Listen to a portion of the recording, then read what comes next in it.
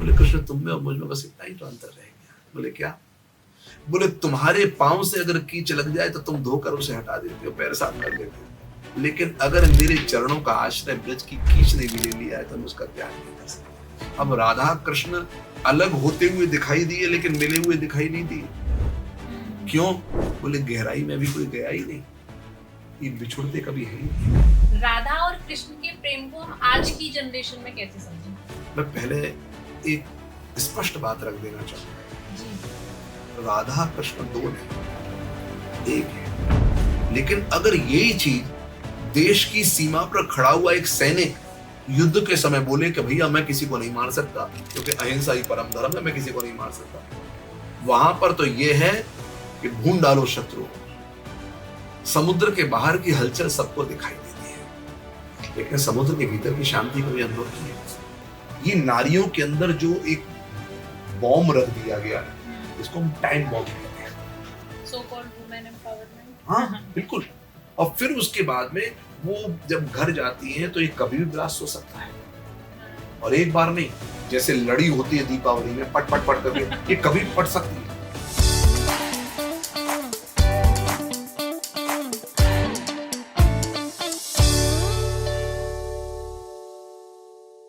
Hello नमस्ते, मेरा नाम है मानवी और आप देख रहे हैं द सोशल लाइट। आज मेरे साथ हैं बहुत ही फेमस कथावाचक जी। आज हम उनसे चर्चा करेंगे अध्यात्म की, भक्ति की और बहुत सारा ज्ञान अर्जित करेंगे। राधा कृष्ण के प्रेम की, सीताराम के प्रेम की बहुत सारी चर्चा करेंगे। आई होप कि जो पॉडकास्ट है वो इंसाइटफुल होने वाला है। सो बहुत बहुत स्वागत है आपका। अनुराग कृष्ण शास्त्री जी का हम स्वागत करेंगे इस पॉडकास्ट में। सो सबसे पहले जो कृष्ण ने एक उपदेश दिया है कि ज्ञान मतलब कर्म करते रहो और फल की चिंता मत करो, उसको हम आज की लाइफ में कैसे एग्जीक्यूट कर सकते हैं? क्योंकि आजकल तो ऐसा लगता है कि फल की चिंता हम लोग पहले करते हैं, बाद में कर्म करने का सोचते हैं। भगवान श्री कृष्ण स्वयं अपने आप में गुरु हैं, जिनको हम जगत गुरु कहते हैं। और गुरु शब्द का अर्थ है जो हमें अंधकार से प्रकाश की ओर ले जाता है। अब भगवान कृष्ण अगर ये बात कह रहे हैं कि कर्म करो और फल की चिंता मत करो, तो उसके पीछे गूढ़ार्थ सबसे बड़ा यह है कि आप एक समय में वर्तमान परिस्थिति को देखते हुए यदि आप उसमें ही फोकस करते हुए कार्य करते हैं तो आपके जीवन की सफलता में कहीं कोई संदेह नहीं रह जाएगा। लेकिन आप वर्तमान परिस्थिति में हैं और भविष्य के बारे में सोच करके कार्य कर रहे हैं, तो आप वर्तमान के साथ में भी अपने कार्य को लेकर जस्टिस नहीं कर सकते कभी। दुनिया में सबसे बेहतरीन इंसान कौन है जब ये पूछा जाता है तो कहा जाता है वो जो मेरे सामने है। क्योंकि मैं कहूंगा रामलाल बहुत बेहतरीन इंसान है। अब रामलाल तो है ही नहीं अभी यहाँ पर, वो कितना भी बेहतरीन हो मेरे काम का नहीं है। मेरे काम का वो है जो भी सामने है। तो कर्मण्येवाधिकारस्ते मा फलेषु कदाचन का तात्पर्य केवल यह है कि फोकस ऑन योर कर्म। क्योंकि आप जो भी कर्म करेंगे उसका रिजल्ट आपको मिलेगा, इसमें कहीं कोई संदेह नहीं है। ये तो थ्योरी भी है ना, every action there is an equal और अपोजिट रिएक्शन। करेक्ट। हाँ, तो आप कर्म अच्छा करेंगे तो आपको अच्छा रिजल्ट है, कर्म बुरा करेंगे तो बुरा रिजल्ट है। आपने कर्म में 70% एफर्ट दिया तो 70% के हिसाब से रिजल्ट है। तो यदि आप अपने कर्म में 100% फोकस करते हैं तो आपका रिजल्ट भी 100% बनेगा। लेकिन यदि आप अपने फोकस को डिवाइड कर देंगे कि थोड़ा कर्म में वर्तमान में और थोड़ा रिजल्ट में कर देंगे तो आपका फल भी वैसा ही आने वाला है। इसलिए फोकस ऑन योर कर्म। अच्छा, कर्म करने के लिए हमें एक लाइफ का पर्पस भी चाहिए। बिल्कुल। अगर कोई इंसान है, उस अपनी लाइफ का पर्पस ढूंढे कैसे? लाइफ का पर्पस ढूंढे कैसे? सबसे पहली बात, हम जिस देश में हैं उस देश के नागरिक होने के नाते हमारे देश के नागरिक होने का कर्तव्य है। हम किसी के पुत्र हैं तो अपने माता पिता के प्रति जो कर्तव्य है वो हमारा कर्तव्य है। इसी प्रकार से तत्त संबंध, जितने जितने संबंध जुड़ते चले जाते हैं जीवन में, उनके प्रति अपना एक कर्तव्य बनता चला जाता है। बिल्कुल। ठीक। तो ये सारे संबंध और उन संबंधों के आधार पर कर्तव्य। यदि मैं भारत देश का नागरिक नहीं हूं तो भारत के प्रति मेरा कर्तव्य क्या होगा? कुछ नहीं। करेक्ट। लेकिन मैं भारत देश का नागरिक हूं तो मेरे लिए सबसे पहले अपने देश के प्रति कर्तव्य ही सबसे बड़ा कर्तव्य होगा। फिर और जो संबंध है पुत्र का, भाई का, वो सारे संबंध राष्ट्र के पीछे आएंगे, आगे नहीं आएंगे। लेकिन हम ऐसे इरा में रहते हैं और ऐसे लोगों के बीच में रहते हैं जिनमें संबंध शायद अब पहले आते हैं और राष्ट्र बाद में आता है। वही दुर्भाग्य है, वही दुर्भाग्य है। जिसको फोकस करना चाहिए हमने उस पर फोकस नहीं किया। धर्म, अर्थ, काम, मोक्ष, ये चार हमारे सनातन धर्म शास्त्रों में पुरुषार्थ बताए गए। और बड़ा सिद्धांत अच्छा है धर्म। सेकंड नंबर पर आता है अर्थ, थर्ड नंबर पर आता है काम, फोर्थ नंबर पर आता है मोक्ष। जीवन में सबसे पहली प्रायोरिटी आपको धर्म को देनी चाहिए। धर्म केवल एक पुस्तक बनकर के नहीं रह जाए, धर्म केवल एक मान्यता बनकर के न रह जाए। मैंने अभी आपको कहा ना, राष्ट्र के प्रति आपका सबसे पहला धर्म है। हाँ। अगर आप इस देश के नागरिक हैं, राष्ट्र के नागरिक हैं, तो बिल्कुल तो हाँ। वो आपका जो धर्म है उसके निर्वहन को ही कर्तव्य कहते हैं। आपका माता पिता के प्रति धर्म है, उसके निर्वहन को ही कर्तव्य कहा जाता है। आटा गूंथते हैं, रोटी बनती है, तो आटा तो पहले चून होता है। हाँ। उसमें पानी मिलाया जाता है, कोई दूध मिलाते हैं, हाँ। कोई उसमें थोड़ा नमक मिलाते हैं और फिर उसको बनाते हैं जी। रोटी बनकर के सामने आ जाती है। रोटी ये कर्तव्य समझो। और वो रोटी बनी किससे है? वो धर्म है। बिना धर्म के कर्तव्य नहीं हो सकता। धर्म की आधारशिला पर ही कर्तव्य की रोटी बनेगी। तो धर्म पूर्वक अपने कर्म को करते हुए कर्तव्य का निर्वहन करो। धर्म पूर्वक अपने कर्म को करते हुए, जैसे आटा गुथा, हाँ। दिस इज धर्म। करेक्ट। फिर सेका गया, दिस इज कर्म। अब परोसा जा रहा है पाव, दिस इज कर्तव्य। तो धर्म पूर्वक कर्म करते हुए अपने कर्तव्य का निर्वहन करना, धर्म कर्म कर्तव्य। अच्छा, कहीं ना कहीं धर्म को स्पिरिचुअलिटी से भी कनेक्ट किया गया है। क्या हर इंसान का स्पिरिचुअल पाथ अलग होता है? ऐसा है, बिल्कुल। किसी की शादी नहीं हुई है तो पत्नी के प्रति उसका कर्तव्य क्या होगा? किसी का विवाह नहीं हुआ तो पति के प्रति उसका कर्तव्य क्या होगा? तो है ही नहीं वहां पर वो कर्तव्य। हाँ। मैंने अभी कहा ना, ये लौकिक जितने भी संबंध हैं उनके निर्वहन में भी अपना एक एक धर्म बनता है। एक पिता का धर्म अपने बच्चों के लिए क्या है, एक माँ का धर्म अपने बच्चों के लिए क्या है। बिल्कुल। अब ये सारे धर्म तो हुए शरीर के साथ में। हाँ। अभी हम बिल्कुल प्रैक्टिकल आज के समय के हिसाब से बात कर रहे हैं। ये सारे धर्म हुए अपने शरीर के साथ में जी। लेकिन इस शरीर में बैठे हुए जो हम हैं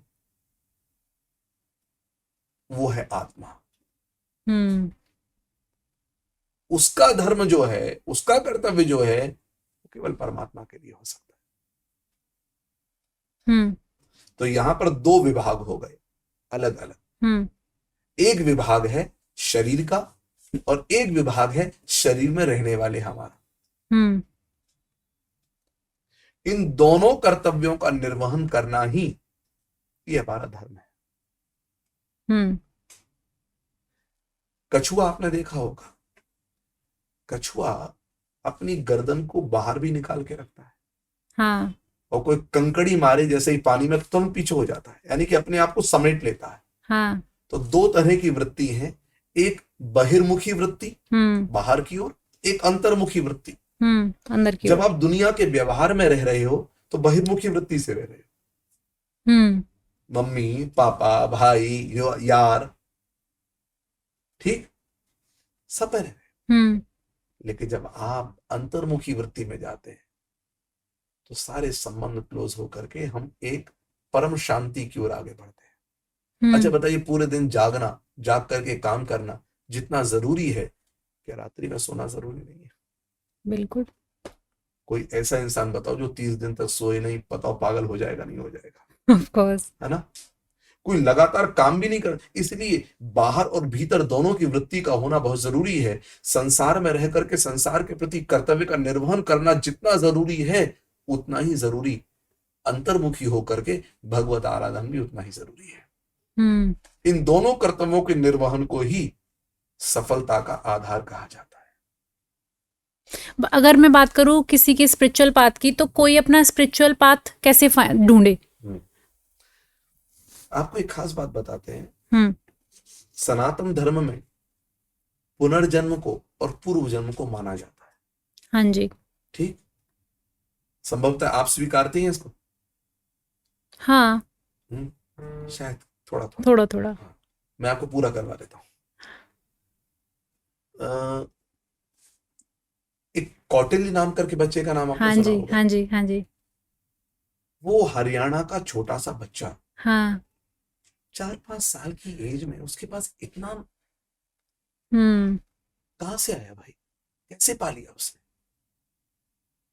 4-5 साल में एमबीए इंजीनियरिंग किए हुए बच्चे लड़के सामने बैठे हुए हैं और वो ज्योग्राफी की वो बातें बता रहा है कि अमेरिका का भूगोल कैसा है और यूरोप का भूगोल कैसा है, पॉपुलेशन क्या है। वो 4-5 साल का बच्चा कहां से भैया इतना इतना आ गया इसमें? जो बड़े बड़े बच्चे भी दांतों तले उंगली दबा जाते हैं, बोल नहीं पाते, कहां से आए? पूर्व जन्मनी या विद्या। ओके। यस। तो क्या हम कह सकते हैं जो चाइल्ड प्रोडिजी जो इसको कहते हैं वो पूर्व जन्म से आता है? आएगा।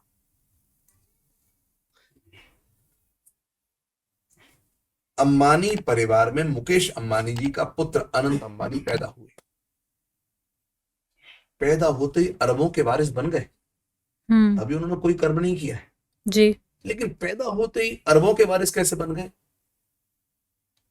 पूर्व जन्मनी या विद्या, तो पूर्व जन्मनी या धनम। पूर्व जन्म का संकलित किया हुआ, संचित किया हुआ धन भी तो है। जैसे अकाउंटिंग में क्लोजिंग बैलेंस और ओपनिंग बैलेंस होता है। हाँ। और प्रीवियस ईयर का जो क्लोजिंग बैलेंस होगा नेक्स्ट ईयर का वो ओपनिंग बैलेंस होगा। करेक्ट है। वैसे ही पूर्व जन्म का हमारा जो क्लोजिंग बैलेंस था नेक्स्ट बर्थ में वही ओपनिंग बैलेंस के साथ बन करके आया। हाँ। और पूर्व जन्मनि यद कर्म यद धर्म, हमने पूर्व जन्म में जो किया होगा कर्म धर्म जो भी, वो इस जन्म में अग्रे धावती धावती, आगे आगे दौड़ता है। हाँ। आप कभी ये बात सोचें, 4 लोग हाँ। एक ही समय पर जन्म लेकर आए, एक ही शहर में, एक ही तारीख, एक ही महीना, एक ही समय, वर्ष और एक ही समय और एक ही स्थान। 4 बच्चों ने उस शहर में जन्म लिया। हाँ। अगर देखें तो 2 और 2 4 ही होते हैं, तो उस सिद्धांत से इन चारों की कुंडलियां भी एक ही बनेंगी। हाँ। लेकिन चारों का भाग्य अलग। सामान्य रूप से ज्योतिषी अगर कुंडली देख करके प्रेडिक्शन करेगा तो चारों की कुंडली का प्रेडिक्शन एक जैसा ही करेगा। लेकिन हम गूढ़ार्थ में जिस दिन जाना चाहेंगे तो पता लगेगा चारों का भाग्य तो अलग अलग है। वो पूर्व जन्म के कर्मों का संस्कार लेकर भी तो आया है, और पूर्व जन्म के धन को संस्कार को लेकर भी तो आया है, विद्या को लेकर भी तो आया है। इसलिए आपने देखा होगा एक जैसा परिश्रम करने वाले 10 लोग के जीवन में अलग अलग रिजल्ट देखने को, परिणाम देखने को हमें मिलते हैं। बिल्कुल। हाँ। तो पूर्व जन्म का सिद्धांत जो है वो इस जन्म में भी हमारे साथ साथ चलता है। तो इसीलिए अब हमारे पूर्व जन्म के संस्कार में भक्ति का संस्कार है, ज्ञान का संस्कार है, कर्म का संस्कार है। कौन सा संस्कार है जिसको लेकर हम इस जन्म में आए हैं? तो जब वो आगे बढ़ता है तो धीरे धीरे करते करते उसको अपना रास्ता दिखने लग जाता है, इस पाथ पर मुझे चलना है। और वो अपने अपने रास्ते पर आगे बढ़ते चले जाते हैं। उसके लिए विवेक का दरवाजा खुला होना बहुत जरूरी है। आप छोटे बच्चे देखिए, कई बच्चे शुरू से ही इतने दृढ़ संकल्पी होते हैं कि मुझे ये बनना है। हाँ। और कुछ बच्चे 9th क्लास में आने के बाद भी कंफ्यूज रहते हैं कि मुझे क्या करना है। सही बात है। हाँ, हाँ। तो हमारा विवेक जो है, हम दृढ़ संकल्पी नहीं हुए, हम उतने मजबूत ना हो पाए, हम्म वातावरण का प्रभाव, पूर्व जन्म का प्रभाव, हम्म ये सारे प्रभाव उसके साथ साथ चल रहे हैं। और कभी कभी ऐसा भी होता है कि कोई बच्चा शुरुआत में बहुत कमजोर होता है, उसे समझ में नहीं आता क्या करे, और हम्म 10th के बाद में तो वो ऐसा दौड़ने लग जाता है, लगता है कि महाराज क्या हो गया। अब हम्म उसके पूर्व जन्म का जो बुरा प्रभाव वाला समय था, प्रारब्ध बनकर आया, वो 10th क्लास तक खत्म हो गया। हम्म अब नवीन कर्म करना उसका आरंभ हो गया, नया प्रारब्ध बनना शुरू हो जाएगा। हम्म आपने वो अ, एक मूवी है शायद 10th फेल या 12th फेल, 10th फेल, जी जी जी। जिसमें वो आईएएस की तैयारी, एक बच्चा हाँ हाँ हाँ पहले हाँ पीसीएस के लिए आता है, फिर आईएएस तैयार करता है। वो पहली बार फेल हुआ, हाँ। लेकिन उसने फिर अटेम्प्ट दिया दूसरा, ठीक है। दूसरी बार क्लास में बेहतर हो रहा था, और एक बार उसने कुछ अपना एक बढ़िया किसी सब्जेक्ट पर, किसी विषय पर उसने अपना उद्बोधन दिया, उसकी हम्म ताली बजी उसके लिए। हम्म शायद वो टेररिज्म था। हाँ हाँ हाँ जी। और उसके बाद में जब एग्जाम देने गया, तो एग्जाम देकर के बाहर निकल आया और दोस्त से कहता, क्या एग्जाम दिया है मैंने, क्या बात कर रहे हैं, अरे गजब, आज का एग्जाम तो बहुत बढ़िया हुआ। क्या हुआ? बोले टेररिज्म पे ऐसा लिख करके दिया। बोले टेररिज्म कहाँ था? और टेररिज्म था ना। फिर ध्यान दिया उसने, वो टूरिज्म था। ठीक। जी। सेकंड टाइम फिर फेल हो गया। ये क्या था? उसकी पूर्व जन्म की बंदूक में प्रारब्ध की 2 गोलियां थी, हम्म दोनों फेल हो गई, उसको फेल कर दी। उसने मेहनत भी की, सब की, हम्म अब बंदूक में कोई गोली नहीं थी, अब नई गोलियां उसने भरी। हाँ फिर वो चक्की वाली जगह पे बैठा, वहां पढ़ा, ये किया वो किया। अब ऐसा नहीं कि हर कोई चक्की वाली जगह पे बैठ के आईएएस बनता है, सही बात है हाँ। लेकिन पूर्व जन्म के प्रारब्ध की गोलियां उसकी चल गई, उसने अपना प्रभाव दिखा दिया। अब नवीन कर्म जब उसका तैयार हुआ, तो थर्ड अटेम्प्ट में वो पास हो गया। इसलिए कभी भी व्यक्ति को निराश नहीं होना चाहिए, हम्म निरंतर आगे की ओर बढ़ते रहना चाहिए। हम्म या तो समय हम्म या उसका प्रारब्ध, और अगर विवेक जागृत है तो उसका विवेक उसको उसका लक्ष्य दिखाई देगा। अच्छा, आगे बढ़ने से पहले मुझे एक क्वेरी थी इसमें कि हम लोग एक जैसे बोलते हैं ना कि आपके कर्म का फल यहीं मिलता है। यहाँ आपने बोला कि पूर्व जन्म के भी हमारे कर्म होते हैं जो यहाँ मिलते हैं। एक तरफ हमें गरुड़ पुराण भी पढ़ाया जाता है कि जिसमें आप जैसे भी कर्म करते हो आपको वैसी सजा मिलती है। तो सत्य कौन सी चीज है फिर? ऐसा है, हमारे यहाँ पर एक थाना होता है, पुलिस थाना। जब कभी भी किसी को पकड़ा जाता है तो जेल नहीं भेजा जाता, पहले पहले थाने में रखा जाता है। हाँ। ठीक। फिर मजिस्ट्रेट के सामने पेशी होती है। हम्म फिर उसके बाद में मजिस्ट्रेट निर्णय करता है कि इसको बेल पर छोड़ दिया जाए या इसको जेल में डाल दिया जाए। राइट। बिल्कुल ऐसे ही जो थाने में अंदर बैराक है, जो प्रिजन है उसका, वो वर्तमान समय में मिलने वाला, यहीं पर जो मिलने वाला फल है वो है। ठीक है। फिर उसके बाद में मजिस्ट्रेट के सामने पेशी होती है। अगर वो पेशी में थोड़ा बहुत भी उसके पक्ष में कोई चीज होती है तो ठीक है, बेल दे दिया जाए, लेकिन केस चलता रहेगा। तो वो अगला जन्म हो गया। अभी नहीं हुआ। हाँ। अब अगला जन्म कौन सा होगा? अब उसे भेज दिया गया बड़ी भारी जेल में, फैसला ना, नो बेल, सीधा बड़ी जेल। हाँ। तो एक फल है जो हमें इसी जन्म में यहां मिल गया। ठीक है। और सिर्फ जेल ही नहीं, छोटी छोटी तकलीफें, छोटे छोटे कष्ट भी हमारी लाइफ में आते हैं, ऑब्स्टिकल्स आते हैं, प्रॉब्लम्स आती हैं। आजकल आप एक चीज गौर करेंगे तो हम लोग जब छोटे थे जानते नहीं थे कि डिप्रेशन होता क्या, करेक्ट है, टेंशन होती क्या। और आज छोटे बच्चे, मम्मी अगर बोले मम्मा please don't tell me I am in tension, अब सोचो वो 14 साल के बच्चे पर टेंशन आई कहां से? अरे सारी टेंशन तो बड़ों ने ले रखी है भाई, तेरे पास कहां से टेंशन है? लेकिन टेंशन, डिप्रेशन, ये स्थिति बनती चली जा रही है। क्यों? क्योंकि हमारे जीवन में बिल्कुल विवेक का अभाव रहे। विवेक कहते हैं बैलेंसिंग को, राइट और रॉन्ग में बैलेंस करने को विवेक बोलते हैं। तो जैसे आपने बताया कि टेंशन, एंजाइटी, डिप्रेशन, इसमें भक्ति का कोई रोल होता है? 100% होता है। लेकिन सारी चीजें, मैं बार बार निवेदन करूंगा, सारी चीजों के साथ में, चाहे भक्ति हो, ज्ञान हो, वैराग्य हो, कुछ भी हो, अगर विवेक से युक्त नहीं है हम्म तो मामला बिगड़ने की संभावना रहेगी। इसलिए श्रीमद् भागवत महापुराण के महात्म में जो पद्म पुराण के अंतर्गत है उसमें कहा भक्ति ज्ञान वैरागाप तो विवेको वर्धते महान।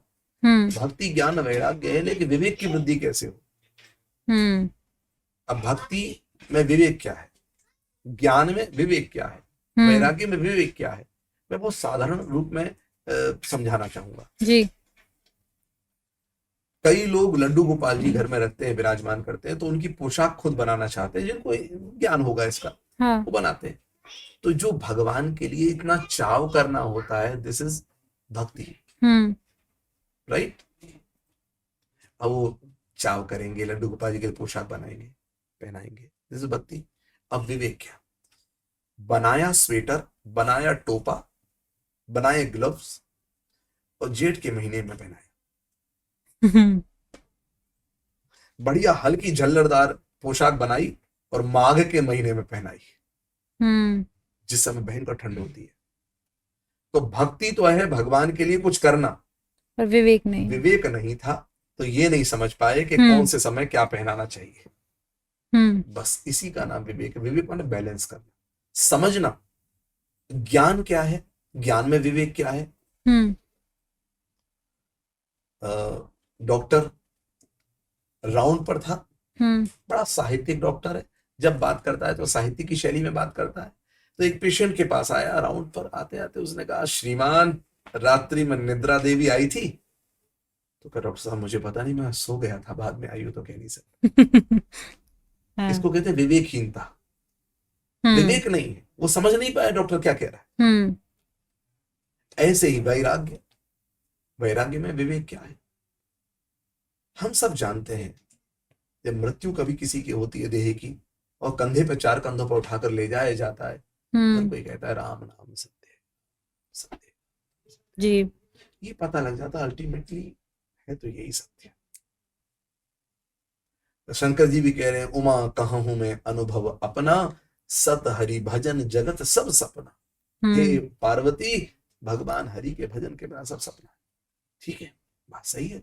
लेकिन किसी का विवाह हो और आप विवाह में इनवाइटेड हो और आप वहां जाएं और एक बुके देते हुए कहें राम नाम सत्य है जी, दिस इज नॉट विवेक।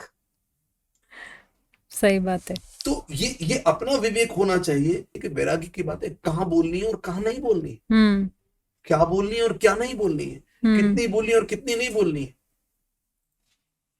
आजकल बिन मांगे भी लोग ज्ञान झाड़ देते हैं। हाँ। तो उसका परिणाम क्या होता है? आजकल टी शर्ट पर भी ऐसे ऐसे कोड लिखे हुए आते हैं, प्लीज डोंट मी ज्ञान, यहां जितने हैं सब ज्ञानी हैं। हाँ। तो ज्ञान को स्वीकारना नहीं चाहता, बिन मांगे ज्ञान भी दोगे तो उसका भी इज्जती हो जाएगी। इसलिए विवेक होना चाहिए कि कहाँ बोलना है, कहाँ नहीं बोलना है, किसको बोलना है, किसको नहीं बोलना है, कितना देना है, कितना नहीं देना है। भगवान की भक्ति तो विवेक बहुत महत्वपूर्ण चीज है। भक्ति भी खराब नहीं। अब आप बच्चों को पढ़ाई कराने बैठे और फिर माला लेकर बैठ जाओ उसी समय, ये भक्ति नहीं। और भक्ति है भी तो भक्ति में विवेक नहीं। तो दोनों होना जरूरी है। विवेक पूर्वक भक्ति हो, विवेक पूर्वक ज्ञान हो, विवेक पूर्वक वैराग्य हो, वो अच्छा है। हिंसा करना पाप है। हाँ। ये बात बिल्कुल ठीक है। हाँ। इसलिए अहिंसा परमो धर्म, बिल्कुल ठीक है। लेकिन अगर यही चीज देश की सीमा पर खड़ा हुआ एक सैनिक युद्ध के समय बोले कि भैया मैं किसी को नहीं मार सकता क्योंकि अहिंसा ही परम धर्म है, मैं किसी को नहीं मार सकता, ये विवेकहीनता है। वहां पर तो ये है कि भून डालो शत्रुओं को। ठीक, तो अहिंसा परमो धर्म, उसके साथ एक चीज और, धर्म हिंसा तथैव च, यानी कि धर्म की रक्षा के लिए हिंसा करना वही परम धर्म। वो सैनिक सीमा पर खड़ा हुआ है, वहां उसका कर्तव्य यही है। लेकिन वही सैनिक जब लीव पर आएगा, ऑफ ड्यूटी होगा, तो एक को भी गोली नहीं मार सकता। बिल्कुल। मारेगा तो वो अधर्म हो जाएगा। बिल्कुल। तो ये विवेक है कि कहां पर किसका उपयोग करना है, कहां नहीं करना है। अच्छा, जैसे भक्ति की बात चल रही है, अभी की जनरेशन जो है वो भक्ति में थोड़ा आ गई है, थोड़ा थोड़ा। लेकिन ऐसा ही बोला जाता है, ज्यादातर हम लोग पीछे से सुनते हुए आ रहे हैं कि बुढ़ापे का काम है भक्ति करना। तो उसमें क्या सत्यता है? क्या गारंटी है बुढ़ापे की? ये तो कोई बताए हाँ कि हाँ बुढ़ापा गारंटीड आएगा ही आएगा। अरे भैया एक बात बताओ, हाँ कभी किसी को दिया जाता है तो मुरझाया हुआ फूल दिया जाता है कि ताजा? अभी आपके लिए वृंदावन का प्रसाद आया और प्रसाद 15 दिन पुराना होता तो फफूंद लग चुकी होती। वो ताजा है तो खाने में भी स्वाद लग रहा है। बात समझिएगा। ठीक ऐसे ही भगवान को अगर कुछ दिया जाता है तो बुढ़ापा तो मुरझाया हुआ फूल है जीवन रूपी बगीचे का। बिल्कुल। खिला हुआ दो या खिलता हुआ दो, लेकिन कहा न खिला हुआ दे सके न खिलता हुआ दे सके, तब क्या करें? फिर मुरझाता हुआ ही दो। बुढ़ापा मुरझाता हुआ फूल है जीवन का, खिलता हुआ फूल है बचपन। श्रीमद् भागवत महापुराण के 7वें स्कंध में प्रहलाद जी कह रहे हैं भगवान का भजन कब करो? बोले कौमार आचरित प्राज्ञो धर्मान भागवतान्य। शरीर की अवस्थाओं में एक अवस्था का नाम है कुमार। कुमार अवस्था किसको कहते हैं? 5 वर्ष की अवस्था, यानी कि भगवान की भक्ति हो, साधन हो, 5 वर्ष से करना चाहिए। अब इसका अर्थ ये नहीं कि और पढ़ाइयां एक तरफ कर देनी चाहिए। हाँ, दोनों चीज बैलेंस करके। अभी मैंने क्या कहा? विवेक। कछुए की तरह बाहर भी और भीतर भी। जागना जरूरी है, जितना जाग करके काम करना जरूरी है, जितना उतना ही सोना भी जरूरी है। हाँ। ये सोना जो है ना, ये भगवान की भक्ति है। अब यहाँ ये नहीं कि भक्ति में सोचा है, यहाँ पर यह है एक उदाहरण दिया, दार्शनिक पक्ष है कि जैसे बाहर रह करके आप सारे काम करो जागते हुए, ऐसे ही अंतर्मुखी होकर के भगवान की भक्ति भी करो। आप अपना टाइम मैनेजमेंट बनाओ ना। सही बात है। हाँ। 24 घंटे के समय में हाँ। सोने के लिए कितना समय चाहिए? अकॉर्डिंग टू 6 से 7 घंटे। अब 24 में से 7 निकाल दो। अब आपने देखा कि 24 घंटे में से आपने 7 घंटे निकाल दिए, बचे 17 घंटे। हाँ। चलो, अकॉर्डिंग टू गवर्नमेंट गाइडलाइन एक व्यक्ति सर्विस करता है तो कितने घंटे की सर्विस होती है? आई थिंक 7-8 घंटे की होती होगी। 8 घंटे से 10 घंटा मान लो मैक्सिमम। हाँ, अगर हाँ, कोई काम ज्यादा है तो हाँ, तो 10 घंटे, फिर भी 9 बच 70 गए, में से हम 10 घंटे निकाल देते हैं, फिर भी 7 बचा। 7 बच गया। ठीक है, बोनस वाला है क्योंकि 10 घंटे हमेशा नहीं लगते, 8 घंटा मान के चलो, फिर भी हम मान लिए 7 घंटे बच गए।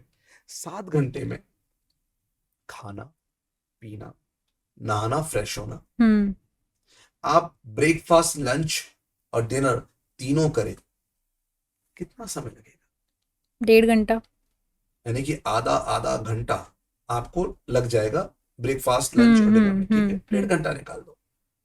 उसके बाद फ्रेशन अप होने में कितना समय लगेगा? आधा घंटा या 15 मिनट। आप आधा घंटा बोल रहे, बड़ी बात है, अच्छी बात है। तो फीमेल्स को टाइम बहुत ज्यादा लगता है। मुझे नहीं लगता। बहुत अच्छी बात है। फिर तो आधा घंटा निकाल दिया। अब आधा घंटा निकाल दो तो 2 घंटा हो गए, तो 7 में से 2 और चले गए, 5 घंटा। 5 घंटे। 5 घंटे में हम अपने सोशल लाइफ को भी, हमारी सोशल लाइफ अगर है तो कितना? 2 घंटा। आने जाने की ट्रेवलिंग मान लो और 2 घंटा, कितना बचा? 1 घंटा। 1 घंटा भी भगवान का ईमानदारी से भजन नहीं कर सकते। अच्छा, इसमें एक थोड़ा सा मुझे जानना था, जैसे प्रेमानंद जी महाराज जो अभी जब प्रवचन देते तो वो बोलते हैं आप हर वक्त भी नाम जप कर सकते हैं, तो वो ठीक है? हाँ, भगवान नाम जप में कभी भी किसी भी परिस्थिति में कोई दोष नहीं। प्रेम मतलब अगर सिर्फ नाम जप करेंगे उससे भी कल्याण हो सकता है? ऐसा है, नाम जप से निसंदेह कल्याण होता है, इसमें कहीं कोई संदेह नहीं है। मैंने हमेशा एक बात कही, बड़े बड़े अक्षरों में लिखा जाता है पुराना टीवी लाइए, नया टीवी ले जाइए। हाँ।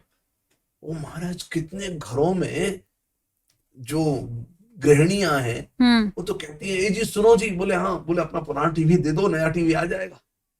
हाँ। लेकिन जितने मोटे अक्षरों में वो लिखा हुआ है, क्या उतनी ही बात सही है? नीचे लिखा रहता है कंडीशन अप्लाई। हाँ। भगवान नाम जप रहे हैं, कोई दोष नहीं। सोते उठते बैठते जागते जपेंगे कोई दोष नहीं, बल्कि हर हर तरह से लाभ ही है। भाएं कुभाएं अनक आलसहु नाम जपत मंगल जिसे तसहु। बहुत नाम का प्रभाव है, नाम की महिमा है।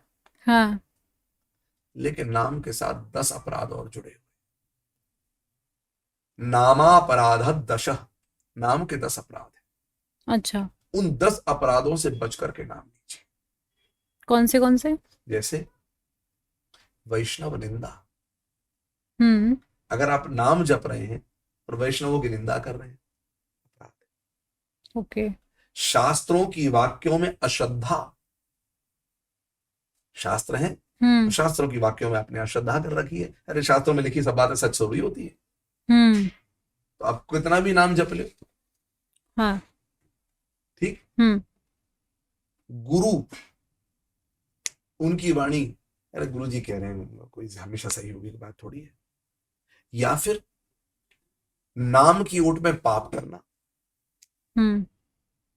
नाम की ओट में पाप करना। पाप कैसे? हमने सुना है कि काशी में मरने वाले प्राणी के कान में शंकर जी राम नाम कहकर उसे मुक्ति प्रदान करते हैं। काशी की नगरी मुक्ति प्रदाता नगरी है। ठीक। राम नाम कहकर मुक्ति प्रदान करते। और काशी में ही वो घाट है जहां चिता कभी भी रुकती नहीं है, निरंतर चलती रहती है। हाँ। तो अब एक ने बैठे बैठे अचानक से यूं हाथ मारा, यूं हाथ। तो क्या किया? मच्छर मार दिया? तो नहीं गुरुजी, मच्छर नहीं मारा। बोले फिर क्या किया? बोले जैसे ही हमने यूं हाथ लगा तो कहा राम, मुक्ति करा दी।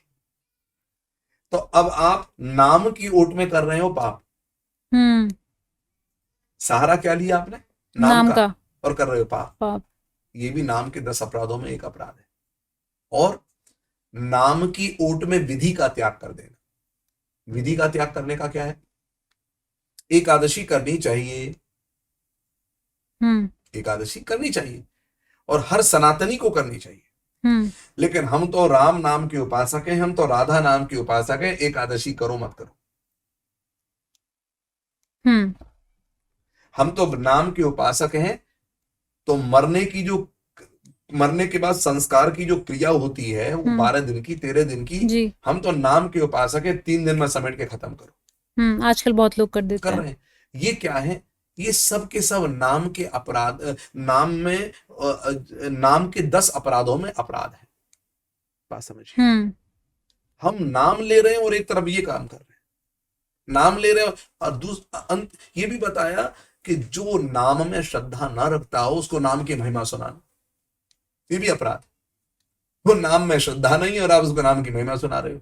जैसे अभी कक्ष में कमरे में बैठे बैठे जब हम लोग बैठे संवाद कर रहे थे, तो अचानक से संवाद करते करते भगवान कृष्ण की बात आई कि कृष्ण ने ऐसा कहा।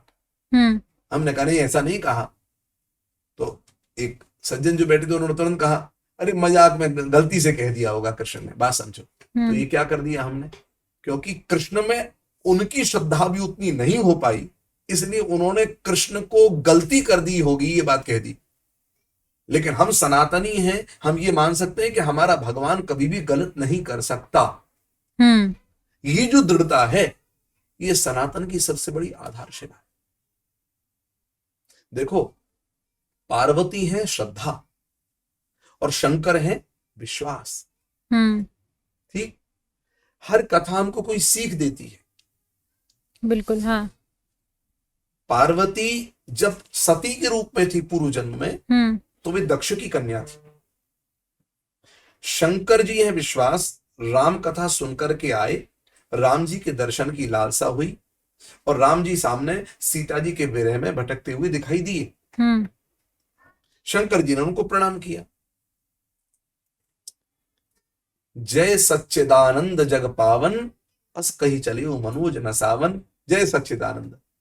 अब वहां पर सच्चिदानंद जैसी कोई चीज दिखाई तो दे नहीं रही है, लेकिन शंकर जी को राम जी पर इतना विश्वास है, लेकिन सती को विश्वास नहीं। सती बोली ये सच्चिदानंद कैसे? एक किसी की स्त्री खो जाए, उसके विरह में रोना, ये तो साधारण मनुष्यों का काम। इनमें ऐसा भगवत तत्व कहां दिखाई दे रहा है? तो शंकर जी उनको कई तरीके से समझाते हैं। लेकिन सती समझ में नहीं है। सती बोलती मुझे संदेह है, ही कैन नॉट बी सच्चिदानंद, ये नहीं हो सकते। तो शंकर जी कहते हैं तुम्हें संदेह है तो एक काम करो, संदेह बोले संदेह नहीं परम संदेह है, थोड़ा संदेह नहीं बहुत संदेह है। तो शंकर कहते हैं जो तुम्हारे मन अति संदेह हो तो किन जाही परीक्षा ले हो, अगर तुम्हारे मन में इतना संदेह तो परीक्षा ले लो जाकर के। लेकिन एक बात याद रखना, परीक्षा लेना तो विवेक पूर्वक लेना, करे हूं जतन सुविवेक विचारी, विवेक पूर्वक विचार करते हुए जतन करना, परीक्षा लेना। ठीक है, सती माता ने विचार किया और विचार किया लेकिन विवेक पूर्वक नहीं किया। पुनि पुनि हृदय विचार करी, देयर इज नो विवेक। शंकर जी ने तो कहा विवेक पूर्वक विचार करना, लेकिन सती ने विचार किया। पुनि पुनि हृदय विचार करी, विवेक पूर्वक विचार न होने का परिणाम धरी सीता कर रूप, सीता जी का रूप ले लिया और राम जी की जाके परीक्षा ली। और वहां जब देखा तो वहां तो राम जी इधर सीता जी, राम जी इधर सीता जी, भ्रमित हो गई। शंकर जी, राम जी प्रणाम करते हैं, माता पार्वती आप यहाँ कैसे, शंकर जी कहाँ है। अब तो इतनी लज्जित हुई है कि मैंने क्या कर दिया, बेचारी प्रणाम करके वहां से लौट कर आई। और शंकर जी ने कहा कि तुमने परीक्षा नहीं ली, बोले परीक्षा नहीं ली। फिर क्या किया, बोले आपकी तरफ प्रणाम किया जाकर के। शंकर जी बोले कि प्रणाम करना ही था तो यहीं से कर ली थी, वहां जाकर क्या। फिर नेत्र बंद करके शंकर जी ने जब ध्यान किया तो जान गए कि सती ने क्या करना। और उसी समय भगवान शंकर ने कहा सती मनी मन में कि विवेक पूर्वक विचार न करके तुमने मेरी माँ का रूप ले लिया, सीता मेरी माँ है, राम मेरे पिता है आराध्य, और तुमने भगवती जान की सीता मेरी माँ का रूप लिया। अब पत्नी के शरीर से परिवर्तन होकर के मेरी माँ का रूप ले लिया तो अब तुम्हारा और मेरा इस शरीर से संबंध नहीं होगा, खत्म। यही तन सती ही भेंट मोहि नाही, अब इस शरीर से सती से भेंट नहीं होगी। शिव संकल्प लीन मन माही, शिव ने मन में संकल्प लिया और अंत में जाकर सती माता को इसका रहस्य पता चला। कई हजार वर्ष सती विरह की अग्नि में तरसी है शंकर जी से मिलने को। शंकर जी ने उनको अपने बामंग में स्थान नहीं दिया। अब उसके बाद में वही सती बाद में लीला के अनंतर अपने शरीर का त्याग अपने पिता दक्ष के यहाँ कर देती हैं और फिर पार्वती के रूप में यानी कि हिमालय तनया के रूप में जन्म लेकर आती हैं। और जब हिमालय तनया के रूप में जन्म लेकर पार्वती आई तो हिमालय है अडिग अचल, तो हिमालय की जो पुत्री होगी अब वो भी अचल होगी। पहले श्रद्धा अचल नहीं थी, अब श्रद्धा अचल हो गई है, अब चलने वाली नहीं। अब उसका परिणाम देखो क्या है, जब पार्वती के रूप में जन्म लेकर शंकर जी को पाने के लिए नारद जी के कहने पर आराधना करी, तपस्या करी पार्वती जी ने, तो परीक्षा लेने के लिए ऋषि भी आए हैं, परीक्षा हुई है। हा क्या कहना, वो परीक्षा लेने में शंकर जी की इतनी निंदा करी उन ऋषियों ने और विष्णु भगवान की इतनी प्रशंसा करी, मानो पार्वती को ये कह रहे हो कि हे पार्वती शंकर जी को छोड़कर विष्णु को ब्याह लो, शंकर जी पे तो कुछ नहीं। पार्वती जी ने कान में हाथ रख लिया। पार्वती जी कहती है सुनो, आप कह रहे हो शंकर जी बड़े बुरे हैं, अमंगल रूप हैं, सब कुछ यही कहना चाहते हो, और विष्णु भगवान सारे गुणों की खाने ये कहना चाहते हो। बोले हाँ, लेकिन समस्या एक है। बोले क्या? बोले कौन अच्छा कौन बुरा वो बात अलग है, लेकिन जिसका मन जिसमें रम जाता है उसको उसी से काम होता है, और मेरा मन तो अब शंकर के लिए रम चुका है। मैंने अपना ये जन्म शंकर जी के लिए हार लिया है। ठीक, अब आप यहां से जाओ। तो कहते हैं आप एक तपस्या छोड़ दो अपनी, क्यों बेकार करती हो? बोले नहीं, शिव के लिए तपस्या है। तो कहा अगर शिव स्वयं आकर कह दे तपस्या छोड़ने को, तो श्रद्धा देखो कितनी मजबूत है। वो कहती है, अब गुरु के प्रति श्रद्धा देखना। वो कहती हैं पार्वती एक बार नहीं 100 बार भी शंकर जी आकर कहेंगे कि तपस्या छोड़ दो तो मैं छोड़ने वाली नहीं। क्यों? मैं अपने गुरु का उपदेश छोड़ने वाली नहीं। तजहु न नारद कर उपदेशु, और आप कहें 7 बार महेशु, शंकर जी 100 बार भी कहें तो मैं छोड़ने वाली नहीं हूं। ये अविचल श्रद्धा है। तो शंकर जी ने भेजा था उन ऋषियों को, क्यों भेजा था? परीक्षा लेने के लिए। भाव ये था कि मेरे प्रभु श्री राम को बिना परीक्षा के भगवान नहीं माना सती ने, तो अगले जन्म में पार्वती को भी बिना परीक्षा के स्वीकार में नहीं करूंगा। तो श्रद्धा अविचल हो और विश्वास दृढ़ हो तो भीतर बैठा हुआ परमात्मा भी वैसे ही दिखाई देता है जैसे खुली आंखों से मुझे संसार दिखाई देने लगा। करेक्ट। क्योंकि शिव पार्वती की बात चल रही थी तो राधा कृष्ण को मैं कोट करना चाहूंगी, राधा और कृष्ण के प्रेम को हम आज की जनरेशन में कैसे समझें? अब इस प्रेम को दर्शाने के लिए, श्री राधा और कृष्ण के प्रेम को दर्शाने के लिए मैं पहले एक स्पष्ट बात रख देना चाहूंगा जी। राधा कृष्ण दो नहीं है, एक है। पुराणों में भी श्री राधा का उल्लेख है और वेद में भी है। जो श्री राधा को काल्पनिक मानते हैं उनको एक बार विवेक पूर्वक ऐसे धर्म ग्रंथों का आश्रय लेना चाहिए जहां पर कि राधा तत्व का वर्णन किया गया। अच्छा। हाँ। कौन से ग्रंथ हैं वो? गर्ग संहिता पढ़े। अच्छा। ब्रह्म वैवर्त पुराण पढ़े। और वेदों में भी श्री राधा का उद्धरण है। हम अभी उन वेदों की ऋचाओं का भी वर्णन बहुत जल्दी अपने फेसबुक पर कर देने वाले हैं, क्योंकि अभी अभी हाई कोर्ट के एक जज ने श्री राधा को काल्पनिक माना है। अच्छा।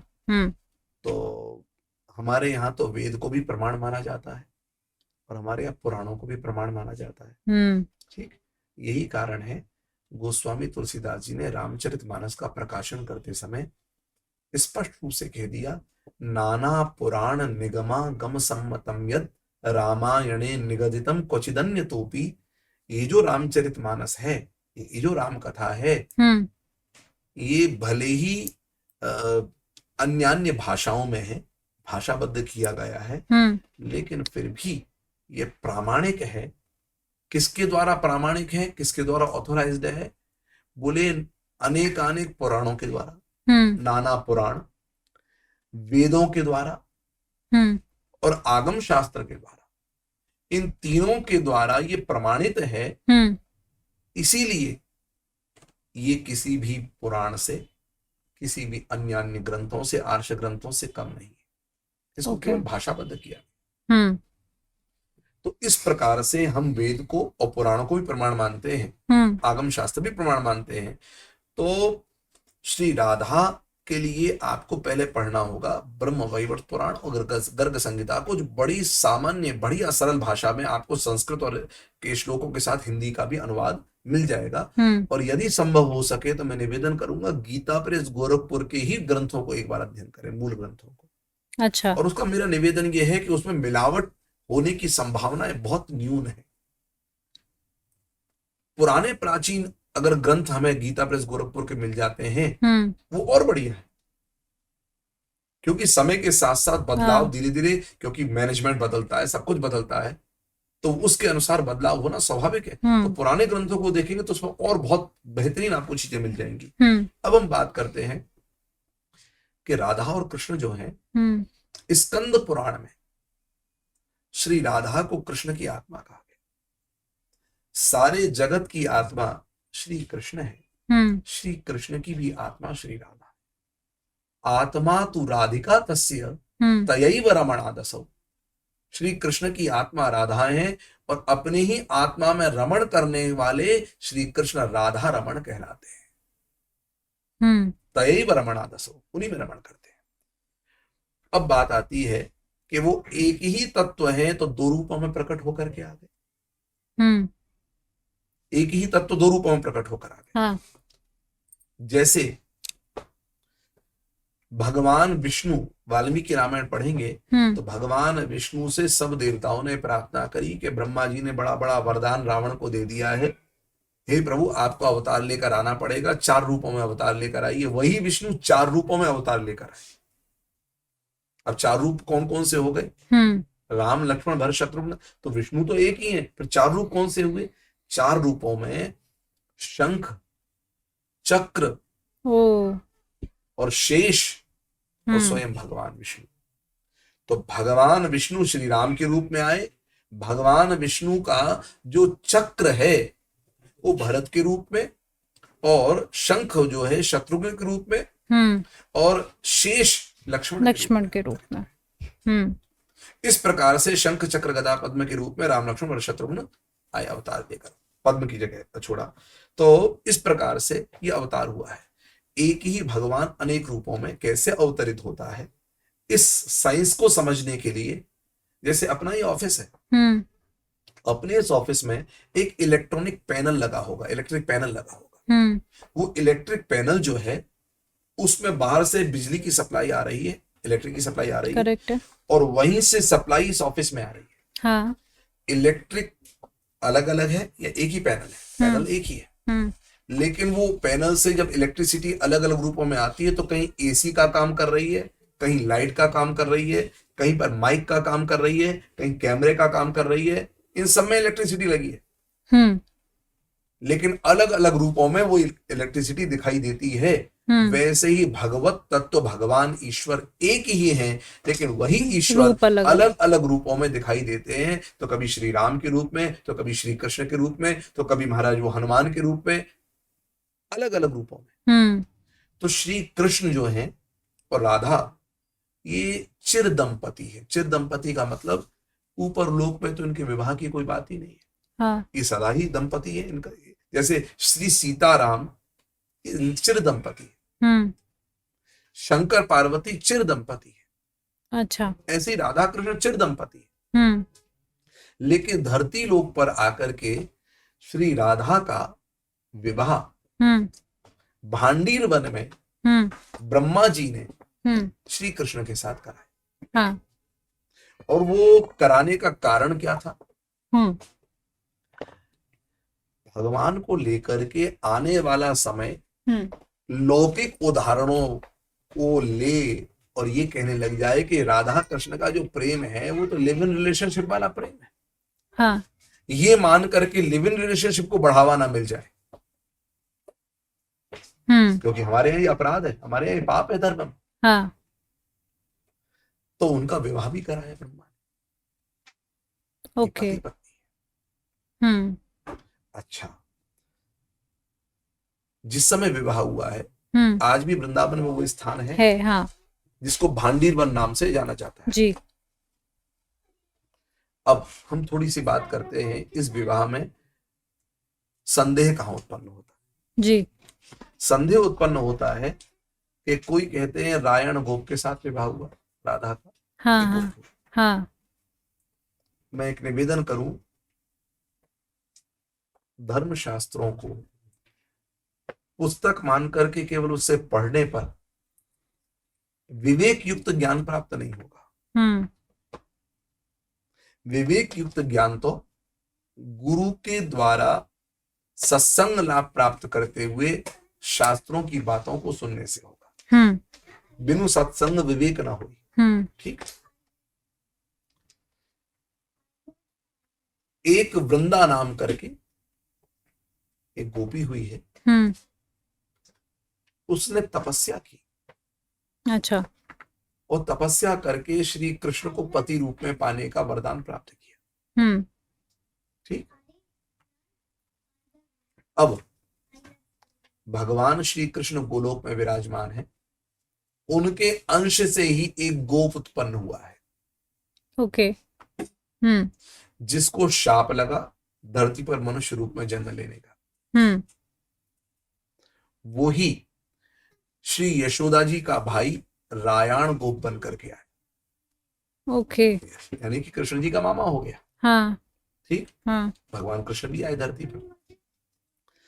जब श्री राधा 12 वर्ष की हो गई तो राधा जी के माता जी पिताजी ने विचार किया अब पुत्री बड़ी हो गई, इसका विवाह करना चाहिए। ठीक है। तो श्री कृष्ण के ही अंश रायाण से विवाह पक्का किया, बात पक्की कर दी। अच्छा। हाँ। लेकिन राधा तो अंश से विवाह क्यों करेगी? राधा और कृष्ण तो चिर दंपति हैं, हाँ, वो अंश से विवाह क्यों करें? क्यों करेंगे? हाँ।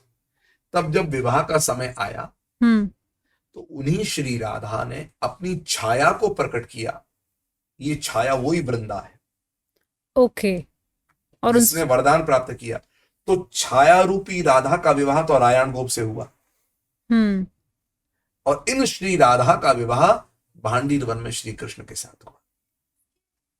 ये दोनों कथाएं ब्रह्म वैवर्त पुराण में बहुत स्पष्ट रूप से लिखी हुई, और हमने तो अपनी कथाओं में श्लोकों के प्रमाण के साथ में भी ये बातें रखी है। तो हालांकि वो चिर दंपति थे, लेकिन कभी नहीं, है। मतलब है, सॉरी, कभी मिल क्यों नहीं पाए? मतलब जब कृष्ण जी चले गए फिर उसके बाद कहते हैं कि वो मिले ही नहीं वापस अब में। आपको हम बहुत बड़ा रहस्य बताते हैं। हाँ। देखो क्या होता है, समुद्र के बाहर की हलचल सबको दिखाई देती है, लेकिन समुद्र के भीतर की शांति कभी अनुभव की है? समुद्र के भीतर कोई तरंग नहीं है, लहर नहीं है समुद्र के भीतर। और छोड़िए भीतर, समुद्र के बीचों बीच चले जाइए, लहर नहीं है। जो लोग क्रूज पर जाते हैं, हाँ, नहीं है। समुद्र के बीच बीच एकदम शांत समुद्र है, लेकिन किनारों पर खूब लहर बहुत है। लहर है। हाँ। ठीक, इतनी लहर है कि फेंक दे और समेट दे। हाँ। लेकिन बीच में शांत क्यों भाई? विचार करिए। जब तक गहराई में नहीं जाएंगे तो मैं रहस्यों का उद्घाटन नहीं पता चलेगा। अब मैं कहूंगा तो लोग इस पर, हो सकता है कई लोग उल्टी बातें भी करने लग जाएं, लेकिन हमारे धर्म शास्त्रों की टीकाओं का अध्ययन करेंगे, वैष्णव तोषणी टीका भी एक है, अध्ययन करें तो पता चलेगा कृष्ण भी दो रूपों में अवतरित हुए। अच्छा। कृष्ण भी दो रूपों में अवतरित हुए। एक वसुदेव और देवकी के पुत्र बन करके, वो चतुर्भुज कृष्ण है। ओके। हाँ। और वो वैकुंठ के स्वामी है। ठीक, चतुर्भुजम शंख गदार युधायुधम, ये कृष्ण वसुदेव और देवकी के पुत्र बनकर आए। एक पुत्र है नंद और यशोदा के, तो दो हाथ के कृष्ण है, स स्वयं द्विभुजो कृष्ण। अब आप तो कहेंगे एक ही कृष्ण, ये दो कहां से आ गए? दोनों ने एक ही समय में जन्म लिया, अवतार लिया। फिर जो स्टोरी हमें बताई गई है, अभी बता रहे हैं। हाँ। बड़ी रहस्यमय स्टोरी है। हाँ।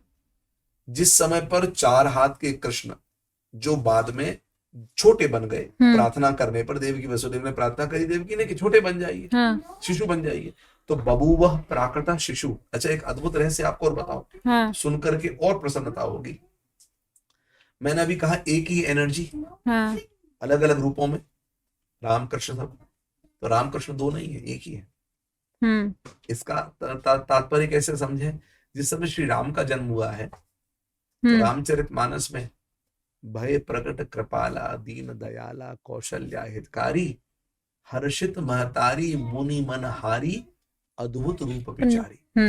यहाँ पर शब्द क्या है, कैसा रूप है? अद्भुत।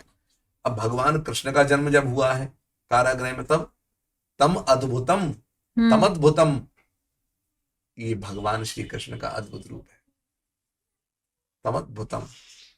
ये तमद्भुतम, अद्भुत शब्द इधर भी और अद्भुत शब्द उधर भी है। क्यों अद्भुत है? क्योंकि यहां पर भी चार हाथ में कृष्ण आए हैं और वहां अयोध्या में भी चार हाथ में राम आए। ओके। यस, आप ये पढ़े पूरा। हाँ। भुज चारी, राम जी की भुजा भी चार है, हाँ। कृष्ण जी की भुजा भी चार है। तब मैया कौशल्या कहती है भैया छोटे से बालक बन जाओ, और वहां भी कहती हैं, और वहां पे भी कहती है बालक बन जाओ। हाँ। तो इधर राम जी क्या करते हैं, हुई बालक सुर भूपा। ठीक है, सुनी वचन सुजाना, माता का वचन सुना, सुनी वचन सुजाना रोदन ठाना हुई बालक सुर भूपा। राम जी छोटे हो गए। और उधर भी क्या हुआ, बबूबह प्राकृतः शिशु, जैसे नन्ना बच्चा भी पैदा हुआ है, कृष्ण भी वैसे ही छोटे हो गए। तो चार हाथ वाले कृष्ण को वसुदेव जी लेकर जब चले हैं यमुना पार करते हुए, तो वहां 2 हाथ का कृष्ण जन्म लिया हुआ है, क्योंकि उधर भी 4 हाथ का कृष्ण जन्म लिया है, इधर भी 2 हाथ का कृष्ण जन्म लिया है, उधर भी वो बालक बना हुआ है, इधर भी बालक बने हुए हैं। ठीक, ये गोलोक बिहारी कृष्ण है, वो वैकुंठ बिहारी कृष्ण है। और वो गोलोक वैकुंठ बिहारी कृष्ण 4 हाथ वाला कृष्ण जो है वो महाराज बिजली की, जैसे बिजली आकाश में चमकती है, यूं निकल करके एक गगन से इधर आकाश में दूसरे में, ऐसी तीव्रता के साथ में वो 4 हाथ का कृष्ण 2 हाथ के कृष्ण के अंदर प्रवेश करेंगे। ओके। विद्युत सौदामनीय था, इसलिए अब कितने कृष्ण दिखाई दे रहे हैं? एक। ठीक। हम्म। अब इसका कुछ प्रमाण होगा, प्रमाण सुन लीजिए। मैंने तो आपको वैष्णव तोषण टीका का हाँ, नाम भी ले हाँ, दिया, हाँ। उसको देखें पढ़ें। अब बीच बीच में जैसे किसी के अंदर कुछ हो, ड्यूअल पर्सनैलिटी जिसको बोलते हैं, हाँ, हाँ, हाँ। तो एक ही इंसान है, 2 पर्सनैलिटी दिखाई दे जाए, हालांकि वो आजकल मेडिकल साइंस में डिसऑर्डर कहा जाता है, इधर डिसऑर्डर नहीं है, इधर सारी चीज ऑर्डर में है। हाँ। ठीक, यहाँ 2 कृष्ण हैं और दोनों कृष्णों का आप झलकियां देखें। जो 6 दिन का पूतना मार सकता है, जो 3 महीने का बैलगाड़ी को अपने अंगूठे से पलट सकता है, शकट को मार सकता है, जो बवंडर में जाकर के बवंडर को मार सकता है, इतना शक्ति संपन्न कृष्ण मैया यशोदा की छड़ी दिखाने पर आंखों से आंसू बहाकर रो रहा। आप समझिए बात को। मिट्टी खा रहा है,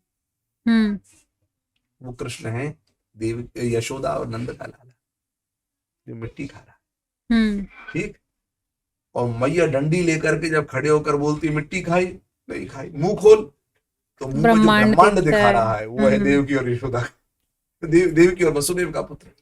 देखो, जो कृष्ण सारे संसार को ईश्वर नचाने वाला है, जो ईश्वर सारे संसार को नचाता है, सबई नचावत राम गुसाई, उसको गोपियां नचा रही हैं, उसको गोपियां नचा रही है। तो जो सबको नचा रहा है वो देवकी और वसुदेव का पुत्र है। और जो गोपियों के आगे, अच्छा जिसके यहाँ 9 लाख गाय हो, उनके छाछ की कमी क्या होगी? सही बात है। और वो एक एक कटोरे छाछ के लिए नाच रहा हो, और चोरी कर रहा हो। ये क्या है? ये माधुर्य संपन्न कृष्ण है जो यशोदा और नंद का लाला है, और वो ऐश्वर्य संपन्न कृष्ण है जो देवकी और वसुदेव का पुत्र है। लेकिन अब देखो, जिस समय इंद्र ने वर्षा करी अपनी कनिष्ठिका पर, गिरिराज को उठा दिया, उस समय चतुर्भुज कृष्ण है, एक हाथ में गिरिराज है कनिष्ठिका, ठीक, 2 हाथ में वंशी है, एक हाथ में शंख है, समुद्र सारा पानी वर्षा का अंदर सोखा जा रहा है और चक्र ऊपर चल रहा है। ये चतुर्भुज कृष्ण का ऐश्वर्य दिखाई दे रहा है।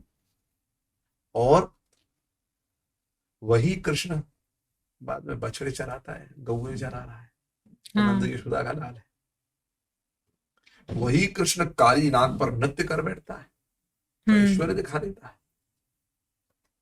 ब्रह्मा बछड़े चुरा लें, सखा चुरा लें, तो ढूंढता है पहले कहां गए कहां गए, अच्छा माधुर्य संपन्न कृष्ण है, फिर ऐश्वर्य दिखाता है, तो वही बछड़ा भी बन जाता है, वही सखा भी बन जाता है।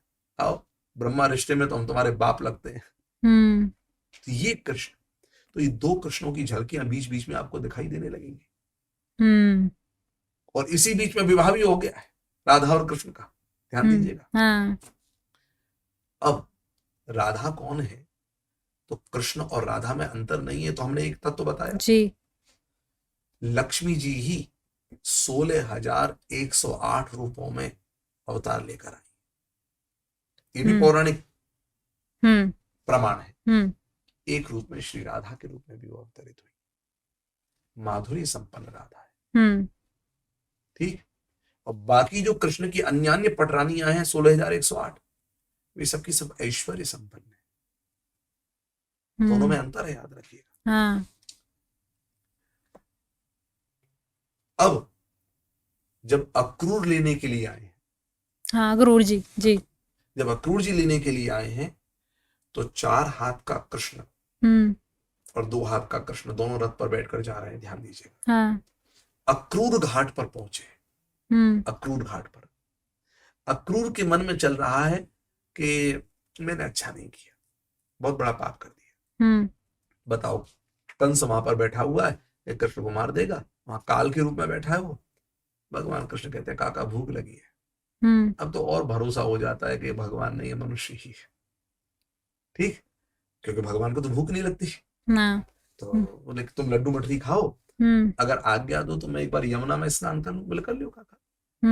अब यमुना में स्नान करने के लिए जब अक्रूर उतरते हैं, जैसी डुबकी लगाते हैं, देखते हैं तो अंदर शेष शैया पर बैठा हुआ कृष्ण, फिर बाहर निकले तो रथ पर बैठा हुआ कृष्ण, फिर भीतर कृष्ण, फिर बाहर कृष्ण। तो भगवान कृष्ण कहते हैं काका नहाना हो तो नहा लो, निकलना हो तो निकल के आ जाओ। ये क्या भीतर बाहर कर रहे हैं? तो निकल करके आते हैं। बोले कृष्ण पहचान गया तुम्हें। बोले क्या पहचाने? बोले नारायण हो साक्षात, विष्णु हो तुम, पहचान गया। अब चरणों प्रणाम करते हैं। बोले अब तक समझ रहा था कि मैं यशोदा के लाल को मथुरा लेकर जा रहा हूं, लेकिन अब समझ में आ गया मैं यशोदा के लाल को नहीं, कंस के काल को मथुरा लेकर जा रहा हूं। उसी स्थान पर जिसको हम अक्रूर घाट कहते हैं, उसी स्थान पर से दोनों कृष्ण अलग अलग होते हैं। ओके। 4 हाथ का कृष्ण देव की वसुदेव का पुत्र तो कंस को मारने के लिए मथुरा चला जाता है, और 2 हाथ का कृष्ण तो वृंदावन छोड़कर कहीं जाता ही नहीं है। आज भी श्री धाम वृंदावन में ही रह रहा है। वृंदावनम परित्यज्य पादमेकम न गच्छति, वृंदावन छोड़कर एक क्षण बाहर नहीं जाता। नहीं तो आप विचार करके देखिए, आज भी सेवा कुंज में रास हो रहा है, निधिवन में रास हो रहा है। ये वृंदावन की भूमि सामान्य भूमि है ही नहीं। ये 5 योजन का वृंदावन जो है, ये श्री कृष्ण का निज शरीर है। 5 योजन में वास्ति वनम में देह रूपकम। अब राधा कृष्ण अलग होते हुए दिखाई दिए, लेकिन मिले हुए दिखाई नहीं दिए। क्यों? बोले गहराई में भी कोई गया ही नहीं, ये बिछुड़ते कभी है ही नहीं। मिले रहत मानो कबहू मिले ना, मिले रहत मानो कबहू मिले ना, भगवत रसिक रसिक की बातें रसिक बिना को समझ सके ना। जब तक कोई क्रूज पर बैठ करके समुद्र के बीच नहीं जाएगा, तब तक पता ही नहीं चलेगा समुद्र की शांति का भी कोई अस्तित्व होता है। किनारे पर बैठे बैठे तो लहरें ही दिखाई देंगी सदा।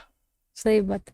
एक बार गहराई में जाओगे तो पता लगेगा ओह परम शांति है। तो इन्हीं तत्वों की गहराई में पहुंच जाएंगे तो पता लग जाएगा राधा कृष्ण दो थे ही नहीं, है ही नहीं, हो सकते नहीं है। हम इनको अलग होता हुआ देखते हैं, ये तत्व एक ही है। अच्छा, सूर्य से प्रकाश धरती पर आता है, तो सूर्य से प्रकाश धरती पर आएगा तो अलग होता है क्या? नहीं, कनेक्टेड है। तो वहां से अगर यहां पर आया तो वहां खत्म हो जाना चाहिए, नहीं होता है। लेकिन गहराई से विचार करेंगे विवेक पूर्वक तो पता लगेगा कि वो प्रकाश यहां तक आके भी वहां पर बना हुआ है। वैसे ही श्री राधा और कृष्ण है। अच्छा, राधा कृष्ण और सीताराम जी के प्रेम का मैसेज दोनों का अलग अलग है। अगर जनरल पर्सपेक्टिव से मैं आपसे पूछूं तो दोनों के प्रेम में क्या अंतर है और कैसे हम देखें उनसे? देखो, अगर हम बिल्कुल सामान्य दृष्टि से विचार करके देखेंगे तो श्री सीता जी ने राम जी का त्याग कभी नहीं किया। राम वन में जा रहे हैं, सीता वन में जाने को तैयार होती है। वनवास राम को है, सीता जी स्वयं जाने के लिए तत्पर होती है। श्री राम और सीता का संवाद भी होता है। अंत तो गत्वा सीता जी संवाद में विजयी हो जाती हैं, वो साथ चली जाती है। ये तो है सीता का स्वरूप प्रेम का। ठीक, श्री राधा का स्वरूप क्या है? श्री राधा त्याग की महान वो मूर्ति है जिन्होंने कभी कृष्ण से इस चीज की कहानी कि तुम मथुरा जा रहे हो, मैं भी तुम्हारे साथ चलूंगी।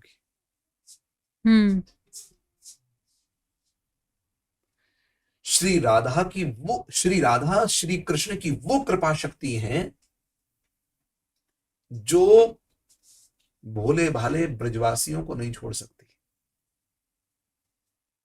कृष्ण तुम अपना कर्तव्य करने जा रहे। जैसे 2 तरह की, एक है दंपति जिसमें पति काम करता हो, पत्नी कहती मैं भी काम करने चलूंगी। ठीक, अरे घर में बच्चे आया संभालेंगे, सब संभाल लेंगे, मैं आपके साथ चलूंगी। पत्नी वो भी है, पति के साथ काम कर रही है। और एक पत्नी वो भी है, बोले आप काम करो मैं घर संभालूंगी। श्री राधा वो है कि आप कर्तव्य करो मैं घर संभालती हूँ। सीता वो है कि आप भी चलो मैं भी चल रही हूँ, क्योंकि मेरे बिना आपका वनवास अधूरा रह जाएगा। तो ये जो श्री कृष्ण की कृपा शक्ति है राधा, ये त्याग और समर्पण की महान मूर्ति है। इसमें कभी भी आज फिल्मी गाने चल जाते हैं, बड़ा कष्ट भी होता है देख करके, राधा कैसे न जले, राधा कैसे न जले। राधा के हृदय में मत्सरता का दोष है ही नहीं, राधा में कोई दोष ही नहीं। मत्सरता माने ईर्ष्या, जलन। राधा, अरे कृष्ण कृपा नहीं करे तो राधा टोक देती, क्यों नहीं कर रहे कृपा। हमारे ब्रज में एक बड़ी सुंदर पावन कथा है, होली का समय था। तो होली के समय पर महाराज खूब बढ़िया तरीके से, ब्रज की होली आपने कभी देखी नहीं हो तो आ जाना, मैंने देखी है। देखिए, खेली है नहीं खेली, खेली नहीं है। महाराज कीचन की होली हो, कीच कीच, खूब बढ़िया रंग और खूब बढ़िया गुलाल और खूब बढ़िया वीर और खूब बढ़िया कीच वीर सबका जो खेले। तो ऐसी होली होती है महाराज हमारे यहाँ। तो ब्रज में श्री राधा कृष्ण भी होली खेलते खेलते दोनों निकल करके आए, रंगे हुए थे, खूब रंगे थे। कृष्ण ने यमुना किनारे पहुंचे तो कृष्ण ने जाकर अपने हाथ बात सब धोए, पैर वैर धोए, पैर की कीच निकाल दी। राधा ने नहीं निकाली, राधा ने कीच लगी रहती थी। कृष्ण बोले राधा कम से कम पैर की कीच तो साफ कर ले। देखो मैंने भी पैर साफ कर लिया, कीच साफ हो गई। बोले कृष्ण तुम में और मुझ में बस इतना ही तो अंतर रह गया। बोले क्या? बोले तुम्हारे पांव से अगर कीच लग जाए तो तुम धोकर उसे हटा देते हो, पैर साफ कर लेते हो, लेकिन अगर मेरे चरणों का आश्रय ब्रज की कीच ने भी ले लिया है तो मैं उसका त्याग नहीं कर सकती कभी। ये श्री राधा है। और श्री कृष्ण भी विवश हो जाते हैं, राधा ही वो है जो कृष्ण से कृपा करवा देती है। और विशेष खजाना कृष्ण का है, लुटाती है कृपा का राधा। राधा उस खजाने को लुटाती है। इसलिए ब्रज में जितने भी है कोई ना कहे कृष्ण कृष्ण, सब राधा राधा। ये भी तो कहते हैं कि राधा जी की कृपा होती है तो ही बांके बिहारी जा सकते हो। पक्की बात है। श्री राधा ही कृपा करे। वास्तविक देखो हर जगह किंगडम चलता है, ब्रज में क्वीनडम चलता है। ये दोनों में अंतर है। आप बद्रीनाथ चले जाओ, हर कोई कहता है जय बद्री विशाल। उज्जैन चले जाओ जय महाकाल, ठीक है, क्योंकि महाकाल की नगरी, वो बद्री विशाल की नगरी। जगन्नाथ चले जाओ, जगन्नाथ की जय जगन्नाथ। लेकिन वृंदावन भले ही बांकी बिहारी की नगरी कितनी भी हो, लेकिन वृंदावन में आके भैया राधे राधे ही करना पड़े। क्यों? यहाँ क्वीनडम है। तो कृष्ण देखो, जज से बड़ा जज का जजमेंट होता है। और अगर किसी जज ने अपना जजमेंट लिख दिया तो दूसरी बेंच ही उसका फैसला करेगी। स्वयं वो बेंच अपने फैसले को नहीं काट सकती है। वैसे ही कृष्ण से बड़ी कृष्ण की कृपा शक्ति श्री राधा है। अगर कृष्ण किसी को कह दे निकल चल बाहर जा, ब्रज में थे, कृष्ण अगर कह दे कहीं थे बाहर जा, चल निकल जा, और अगर वो राधा रानी का आश्रय ले ले और राधा रानी ने कह दिया जाओ अब ब्रज में रहो आराम से, कोई नहीं निकाल सकता। कृष्ण की मजाल नहीं है कि राधा के ऑर्डर को फेल कर जाए। एक राधा ही वो है जो कृष्ण के सिग्नेचर को काट के भी अपना सिग्नेचर करके फैसला सुना सकती है। इसलिए हर कोई बोले भैया जाको फैसला काट सके वाको कोई आश्रय ले, हम तो वाको आश्रय ले जो राधा, इनको फैसला कोई काट ना सके। लेकिन मैं निवेदन करूं, राधा को छोड़कर कृष्ण और कृष्ण को छोड़कर राधा की उपासना कभी ना करे, क्योंकि दोनों में अंतर है नहीं, एक ही है। एक का खजाना है और दूसरा लुटाने वाली है। अब खजाने वाले को छोड़ दो, लुटाने वाली को पकड़ लो तो भी पाप बन जाएगा, और लुटाने वाली को पकड़ लो, खजाने को छोड़ दो तो भी पाप बन जाएगा। इसलिए शास्त्रों में कहा कि महाराज राधा को छोड़कर कृष्ण की उपासना, कृष्ण को छोड़कर राधा की उपासना जो कोई करता है वो नरक में जाता है। गौर तेज परित्यज्य श्याम तेज समर्चयेत् जपेत्वा ध्यायते वापि स भवेत् पातकी शिवे, वो पापी है। राधा कृष्ण को अलग कभी ना माने। कभी कहें तो कृष्ण कृष्ण नहीं जपेंगे, राधा रानी प्रसन्न नहीं होंगी। अगर वृंदावन में और अयोध्या में डिफरेंस समझे तो कैसे क्या होगा? देखो अयोध्या में और वृंदावन में महात्म्य दोनों का अपना है, लेकिन फिर भी एक अंतर जरूर है। अयोध्या की भूमि को शाप लगा। देखो कारण शाप क्या है? श्री राधा का जो त्याग हुआ था और श्री सीता जी का जो त्याग हुआ था, उससे भूमि खिन्न हो गई, क्योंकि धरणी की पुत्री है सीता, धरती की पुत्री धरती है, की पुत्री, और धरती की पुत्री परम पवित्रा ऐसी भगवती सीता का जिस भूमि ने त्याग कर दिया हो, वो भूमि खिन्न हो गई। इसलिए अयोध्या की भूमि को हम ये मानते हैं कि भैया वो शापित भूमि है। लेकिन फिर भी क्योंकि सीता वधू बन करके अयोध्या की भूमि में आई है, इसलिए अयोध्या के लोगों का अमंगल कभी नहीं हो सकता, क्योंकि वो मंगल भवन की पत्नी है।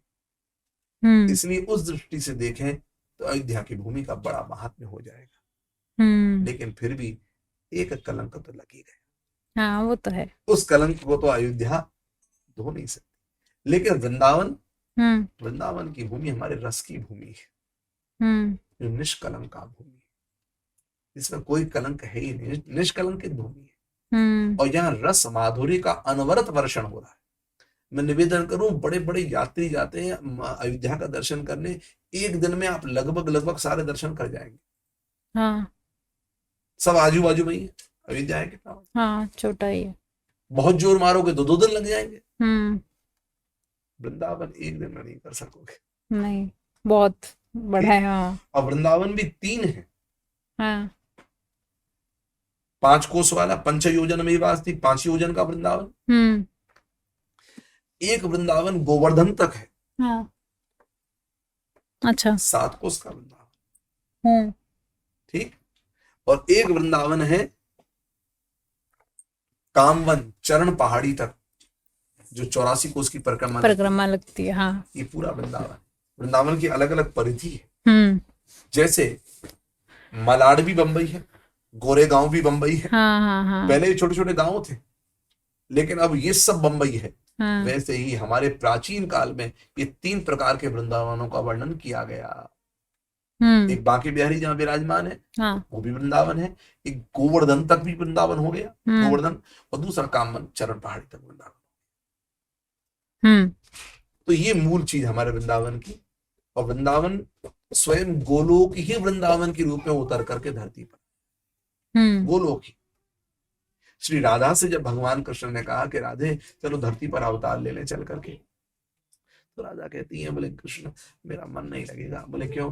बोले जहाँ गोवर्धन ना हो, जहाँ यमुना ना हो, जहाँ गौ ना हो, कृष्ण मेरा वहां अवतार लेने का, ये तो गोलोक में मिलता है। बोले अच्छा ऐसी बात है? बोले हाँ, तो हम गोलोक को ही वृंदावन के रूप में उतार देते हैं। तो गोलोक ही श्रीधाम वृंदावन के रूप में उतर करके धरती पर आए, उसको वृंदावन कहते हैं। यहाँ गोवर्धन भी, यमुना भी है, सब कुछ है। तो ये चीज है। अच्छा, आजकल के पर्सपेक्टिव से अगर मैं देखे जाऊं, कि आपने भी सुना होगा कि आजकल डाइवोर्सेस और मतलब रिलेशनशिप चल नहीं पा रहे हैं, लेकिन आपको क्या लगता है एक सही रिलेशनशिप और सफल रिलेशनशिप की क्या परिभाषा है? देखिए, जहां पर सम्मान हो, जहां आदर हो, और इन दोनों को समझने का विवेक हो। एक बहुत बड़ा दुर्भाग्य है, केवल बाहर ही नहीं, घर में भी राजनीति होती है। हमारे यहाँ नारी को सबसे ऊंचा स्थान दिया गया, इसलिए शास्त्रों में सबसे पहले मातृदेवो भव कह करके माता के रूप में नारी का वंदन किया जी। पिता का नंबर 2nd नंबर पर है। हाँ।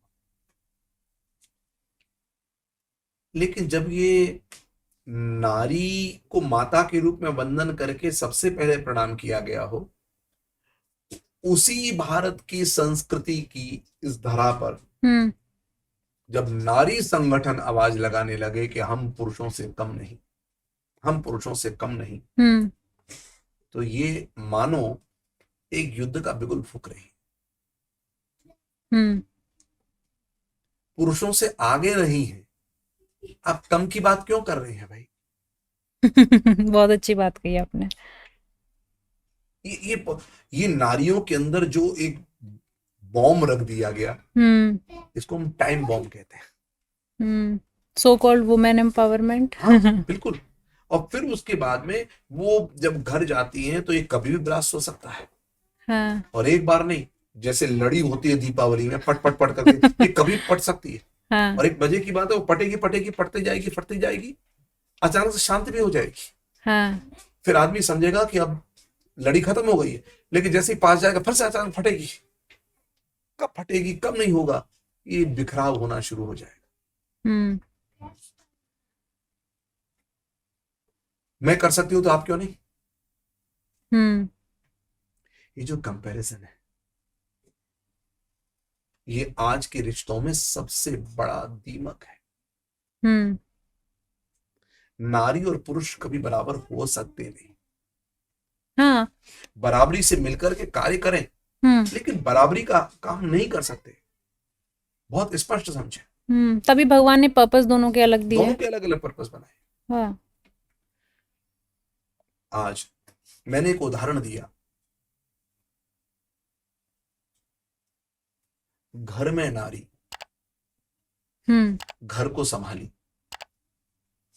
बाहर नारी जाकर के पति के साथ साथ चल करके गई। ध्यान दीजिएगा, दोनों कथाएं हमें एक अच्छा संदेश देंगी। हाँ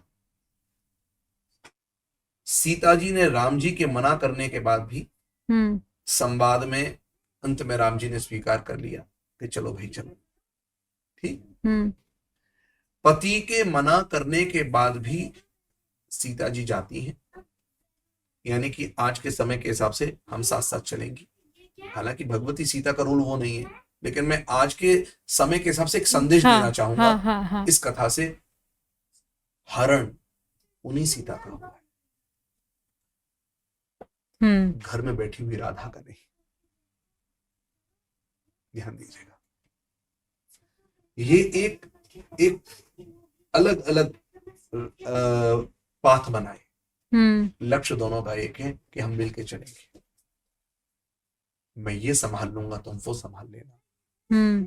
लेकिन जब घर में बात आती है, एक दिन एक गृहिणी बैठी हुई, मैं भी पढ़ी लिखी हूँ, मैंने भी पढ़ाई की, केवल आप अकेले क्यों कर सकते, मैं क्यों नहीं कर सकती? तब उस पति ने कहा कि देवी एक बात कहूं, तू मेरा काम बहुत अच्छी तरह कर सकती है और मुझसे बेहतर कर सकती है। आई नो यू, लेकिन एक बात बोलूं, मैं तेरा काम बिल्कुल नहीं कर पाऊंगा, मैं फेल हूं तेरे काम में। तू अपना काम भी वो कर सकती हो, तू मेरा काम भी बेहतर कर सकती है, लेकिन मैं केवल अपना ही काम कर पा रहा हूं, मैं तेरा काम में फेल हो जाऊंगा। इसलिए तेरे अंदर मुझसे ज्यादा पावर है। तो बोले, जब लोग बोले बोल देना, कोई बोले तो से कि तू क्या करती है, तो बोल देना I am a professional housewife. कोई संकोच थोड़ी है। सही बात। हाउसवाइफ होना क्या छोटी बात होती है? एक फैक्ट्री को, एक कंपनी को चलाना जितना कठिन होता है, उससे कई गुना ज्यादा कठिन एक घर को चलाना होता है। आप एक कंपनी में क्या करते हैं कि एम्प्लॉय ने गड़बड़ किया, गेट आउट, निकल के जाओ, ठीक, दूसरा एम्प्लॉय रख लोगे। लेकिन ननद से झंझट हो गया, निकालोगे, गेट आउट, दूसरी ननद लेकर आओगे। बच्चों से झंझट हो गया, गेट आउट, दूसरा बच्चा लेकर आओगे। माँ बाप से झंझट हो गया, गेट आउट, दूसरा माँ बाप लेकर आओगे। वहां रिप्लेसमेंट नहीं है, कंपनी में रिप्लेसमेंट है। इसलिए गृहस्थ धर्म निभाना ये बहुत कठिन कार्य होता है, और ये केवल एक मातृशक्ति, नारी शक्ति ही कर सकती है। इसलिए उसको बार बार बंधन हमारा होता है। वो घर संभाल पाती है, इसलिए पुरुष बाहर संभाल पाता है। नारी घर संभालना बंद कर दे तो पुरुष बाहर फेल हो जाएगा। तभी तो वो घर में आता है तो क्या बोलता है, आई जस्ट वांट पीस। उसे घर में आकर पीस में, बाहर कथाकार, और वहां घर में भी पत्नी कहां करने लग जाए तो बेचारा बाहर तो मर ही रहा है, घर में भी आकर मरे। तो ये जो बैलेंसिंग है ना, ये अंडरस्टैंडिंग जो है, पत्नी अपने पति को आदर दे। मैं दो शब्दों का प्रयोग कर रहा हूं, एक है आदर, एक है रेस्पेक्ट। एक आदर है, एक सम्मान। मैं हिंदी के दोनों शब्दों का प्रयोग कर रहा हूं, आदर और सम्मान। अंग्रेजी में कहो तो रेस्पेक्ट मिलेगा, लेकिन आदर और सम्मान में एक अंतर समझ में आया। हम्म पत्नी अपने पति को आदर दे। आदर का अर्थ you are superior than me. हम्म ठीक, आप इतना सब संभालते हैं तब तो यह काम चलता है। हम्म तो पति क्या करे? सम्मान दे। पति अपनी पत्नी को सम्मान दे। हम्म तुरंत बैठाए बगल में, अरे तेरे कारण मैं काम कर पा रहा हूं। Very nice. सम्मान, बराबर का मान। हम्म पत्नी अपने से श्रेष्ठ माने हम्म और पति हाथ पकड़ के उठा के बगल में बैठाए, बराबर का मान दे। तो पति जितना ऊंचा उठेगा पत्नी ऊपर हो गई कि नहीं हो गई? हाँ, वेरी नाइस लॉजिक। हाँ हाँ लेकिन होता क्या है, पत्नी स्वयं को ऊपर उठाने में लगी रहती हाँ, है। मतलब सुपीरियरिटी का एक चक्कर वो चल जो रहा है। कॉम्प्लेक्स है, ये प्रॉब्लम है। दूसरा, हमारे यहाँ पर विवाह जब होता है हम्म तो गले में हार भी डाला जाता है। हाँ श्री राधा कृष्ण ने, राधा ने कृष्ण के गले में, कृष्ण ने राधा के गले में हार भी डाला है। जी। अच्छा, हार को यदि हम देखें तो हार शब्द में श्लेष है। श्लेष का अर्थ क्या हो गया? पुष्पों से गुथे हुई माला को भी हार बोलते हैं। हम्म और जीवन में जीत और हार, उनमें भी एक हार है। ठीक, हम्म तो आप देखें, जब एक कन्या वर के गले में हार डालती है तो वर उस हार को स्वीकार करता है। फिर वर डालता है तो कन्या उस हार को स्वीकार कर लेती है। ये भी हमें एक ऐसा संदेश देता है कि जीवन में कभी तकरार अगर आपस में हो जाए, कभी तुम हार स्वीकार कर लो, कभी वो हार स्वीकार कर ले, गृहस्थ की गाड़ी बढ़िया चलती रहेगी। लेकिन यहीं पर अगर हार की जगह तकरार होने लग जाए तो बात बिगड़ जाएगी। बात बिगड़ जाएगी। मैं नहीं झुकू, मैं नहीं झुकू, झुकू नहीं तो क्या होगा? बोले कड़े रहोगे, अड़े रहोगे तो आंधी तूफान आने में टूट जाओगे, गिर जाओगे। और लचीले बन जाओगे, झुक जाओगे तो आंधी तूफान का वेग भी निकल जाएगा तो तुम फिर खिल जाओगे, फिर उठ जाओगे। तो आजकल के आप भी देखते होंगे, इतने सारे केसेस हो रहे हैं। उस सब को देख मद्देनजर रखते हुए आपको क्या लगता है कि क्यों ऐसा हो रहा है? यही रीजंस है कि सम्मान ये सब आदर नहीं दे रीजन रहे? तो हैं, लेकिन ये सब चीजें, ये सब चीजों का अभाव और बुरी बातों का प्रभाव, इन दोनों का मूल कारण है कि इन सब चीजों का अभाव क्यों है? क्योंकि सत्संग जीवन में नहीं है वास्तविक। और प्रभाव क्यों है? क्योंकि सास भी कभी बहू थी टेलीविजन पर है। ऐसे बहुत सारी सीरीज हैं। हाँ। बिगड़ने की शुरुआत होती कहां से है? हाँ। यहां से। हम सीरीज देखते हैं। आज मुझे बताओ, सीरीज में कौन सी मरी? पहले दूरदर्शन पर जब देखते थे तो पूरा परिवार मिलकर देख सकता था। आज देखें तो मर्यादाएं तार तार हो जाएं, परिवार बैठकर देख नहीं सकता। पहले एक टेलीविजन होता था, फिर एक एक रूम में टेलीविजन होना शुरू हुआ, फिर आजकल एक एक पॉकेट में टेलीविजन चल रहा है। हाँ। सबसे ज्यादा बर्बाद अगर किसी ने किया है तो इस इंडस्ट्री ने किया है। इनमें जैसे हम लोग पढ़ते थे विज्ञान अभिशाप या वरदान, तो ये वरदान कम है, अभिशाप ज्यादा है। जब टेलीविजन नहीं था, जब इलेक्ट्रॉनिक मीडिया नहीं था, तब भी हमारे यहाँ पर ज्ञानी और वैज्ञानिकों की कमी नहीं थी। हाँ। हमारे यहाँ ही जीरो मिला है। हाँ जी। हमारे यहाँ ही विमान बने हैं। उस समय कहां पर ये था? लेकिन तकनीक आज से कई गुना ज्यादा उन्नत थी।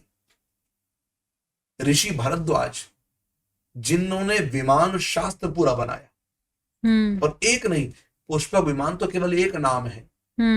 हमारे यहाँ ऐसे ऐसे विमान हैं। ऋषि कर्दम ने विमान निर्माण किया, और वो ऐसा विमान था, गर्मी में अंदर ठंडी रहे और ठंडी में अंदर गर्म रहे। पहाड़ है, झरने हैं, घर हैं, ऐसा नगर बसा हुआ है, ऐसा विमान तैयार किया। उष्ण काले भवे शीतम, शीत काले भवेत उष्णम। इतने इतने प्रकार के विमान हमारे यहाँ लिखे हैं। अगर हम देखें तो कहा, आज भी एयरपोर्ट का शुद्ध संस्कृत में नाम हम विमान पत्तन पढ़ते हैं।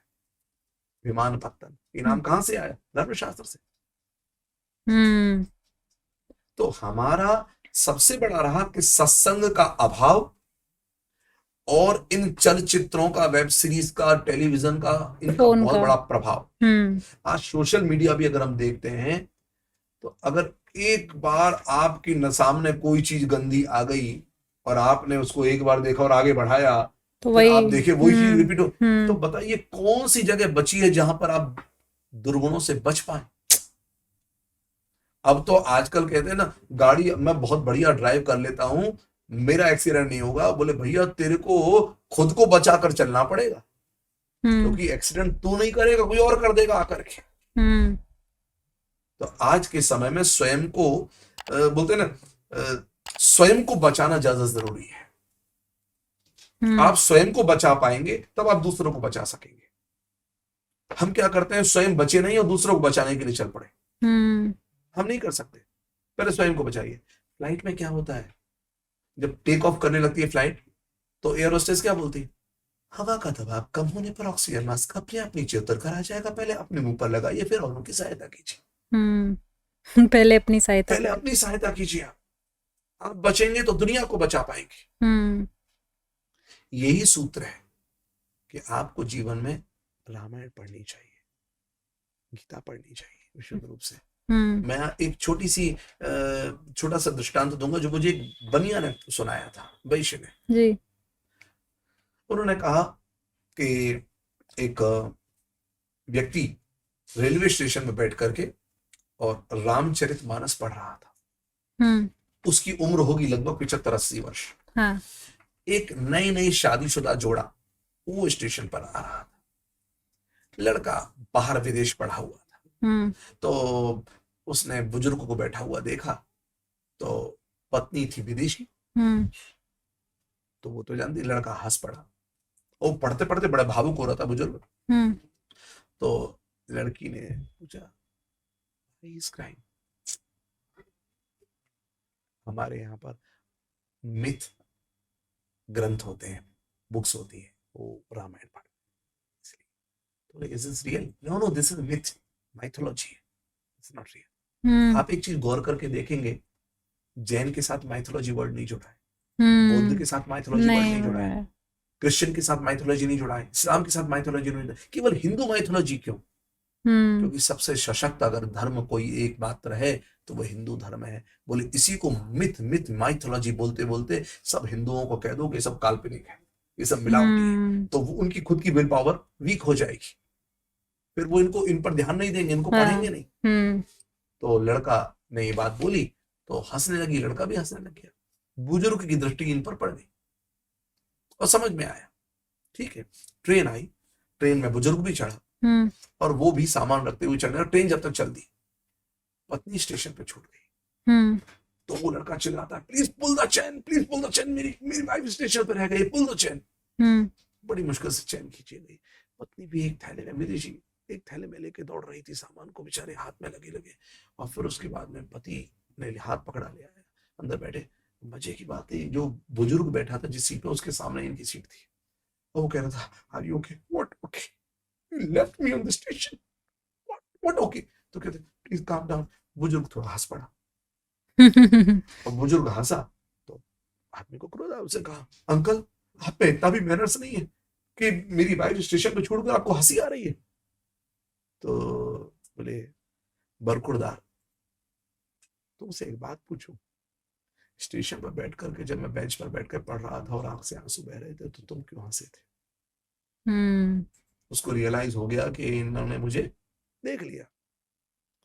I am sorry uncle, actually she doesn't know कि आप क्या पढ़ रहे थे, रो रहे थे। पूछा तो मैंने बताया कि सब मिथ रामायण कहते हैं इसको, ये पढ़ रहे हैं। तो आजकल दुनिया कहाँ से कहाँ पहुंच गई है और आप रामायण पढ़ रहे थे तो हमको हंसी आ गई। लेकिन अंकल ठीक है, आई एम सॉरी, लेकिन आप क्यों हंसे? मेरी पत्नी छूट गई। तो बोले, बेटा बात ऐसी है, तुम्हारी पत्नी छूटी इसलिए मैं नहीं हंसा, तुम इसलिए हंसे क्योंकि मैं रामायण पढ़ रहा था, और मैं इसलिए हंस रहा हूं कि तुमने अब तक रामायण ही नहीं पढ़ी। अरे वाह! अगर तुमने रामायण पढ़ी होती तो श्री सीताराम का वो प्रसंग भी याद होता, जब केवट की नाव पर राम जी बैठने जाते हैं तो पहले अपनी पत्नी सीता का हाथ पकड़ते हैं, पिय ही चढ़ाए फिर चढ़े रघुवीरा। अगर तुमने रामायण पढ़ी होती तो अपनी पत्नी को प्लेटफॉर्म पर छोड़ के खुद ट्रेन में नहीं चढ़े होते, पहले पत्नी को चढ़ाया। तुमने रामायण नहीं पढ़ी, बस यही मेरे हंसने का कारण रहा कि देखो हंसी आ रही है, भीतर से रोना आ रहा है। एक आज की पीढ़ी है, ये रामायण से वंचित है, ये महाभारत से वंचित है, ये गीता से वंचित है। अगर पढ़ी होती तो बात कुछ और होती। तो आज के बच्चों को ये भी पढ़ाना बहुत जरूरी है। और मैं तो कहता हूँ सरकार क्लासेस के साथ में, जो मॉडर्न क्लासेस है उनके साथ में एक ये निकाल के चले कि गीता है, रामायण है, महाभारत है, उनके अंश को पढ़ाए, प्रामाणिक रूप से पढ़ाए। हाँ। मिलावट रूप से नहीं, आधे अधूरे रूप में नहीं। बिल्कुल। आधे अधूरा ज्ञान ज्यादा खतरनाक है। हाँ हाँ, सही बात है। जैसे एकलव्य का अंगूठा मांग लिया द्रोणाचार्य ने, ये कथा हम सबको पढ़ाई गई और हमारी नजर में द्रोणाचार्य विलेन हो गए। हाँ। कि एक ने तो गुरु भक्ति करके विद्या अर्जन किया और द्रोणाचार्य ने अंगूठा ले लिया, वो अर्जुन के प्रति इतने ज्यादा ममत्व में थे, गलत काम कर दिया। लेकिन नहीं, अगर आप धर्म शास्त्रों का अध्ययन गुरुमुख से करेंगे, विवेक पूर्वक चिंतन करेंगे तो पता चलेगा। एकलव्य जिसको कहा गया कि निषाद का पुत्र है, इसलिए नहीं पढ़ाया गया क्योंकि वो राजपुत्रों के गुरु थे। ऐसा नहीं है, वो निषाद का पुत्र नहीं था एकलव्य। एकलव्य का नाम था वास्तविक में शत्रुघ्न। अच्छा। और वो यदुवंशी था। लेकिन वो गलत संगत में पड़ गया था। जरासंध और कंस के साथ में उसकी मित्रता हो चुकी थी। कई बार समझाने के बाद भी उसके समझ में नहीं आया, तो उसको वहां से निकाल दिया गया, राज्य से, यदुवंश से बाहर निकाल दिया गया। और हिरण्यधनु नामक निषाद ने उसका पालन किया।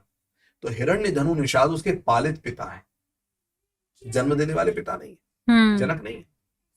और अब मुझे एक बात बताएं, पाकिस्तान का कोई आतंकवादी आकर के भारत से अगर सैन्य प्रशिक्षण पाना चाहेगा, कि भारत की सेना देगी उसे? बिल्कुल भी नहीं देगी। वही काम द्रोणाचार्य ने किया कि ये विधर्मियों के साथ है, इसको शिक्षा देना ठीक नहीं है। लेकिन उसने छिप छिप करके सीख लिया। पहले दीवारें तो होती नहीं थी लंबी लंबी, छिप छिप करके विद्या अर्जन किया, उसने सीखा और वो एक अच्छा धनुर्धर बन गया।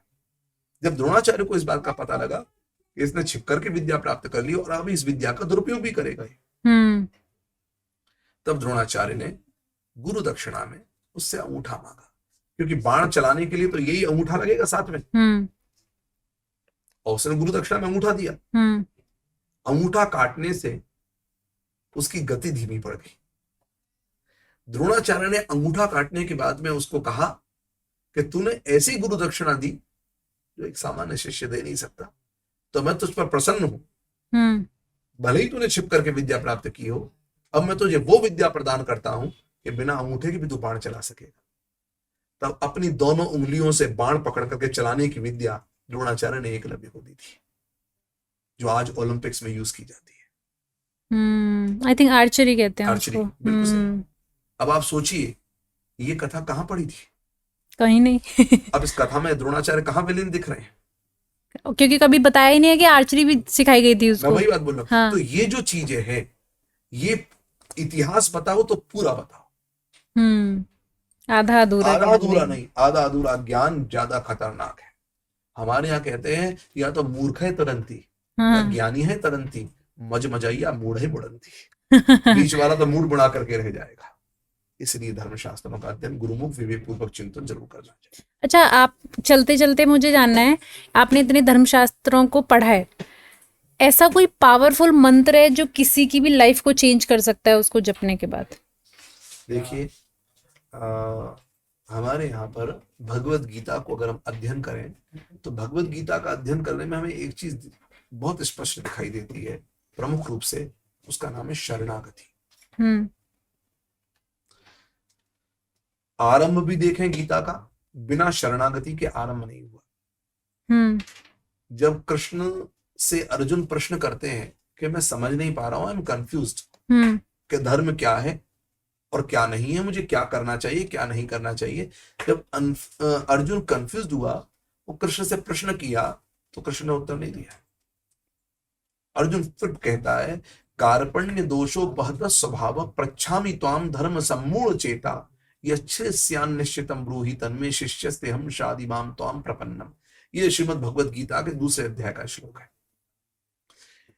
कभी भी मन में कोई आए ऊहापोह हो कि क्या करना चाहिए क्या नहीं करना चाहिए, और समझ में कुछ ना आ रहा हो, तो हमारे गुरुजी कहते हैं इस श्लोक में क्लीम लगा करके, क्लीम कार्पण्य दोषोपहत स्वभाव, इसका पाठ करें और रात्रि में सोते समय शुद्ध अवस्था में इसका पाठ करें।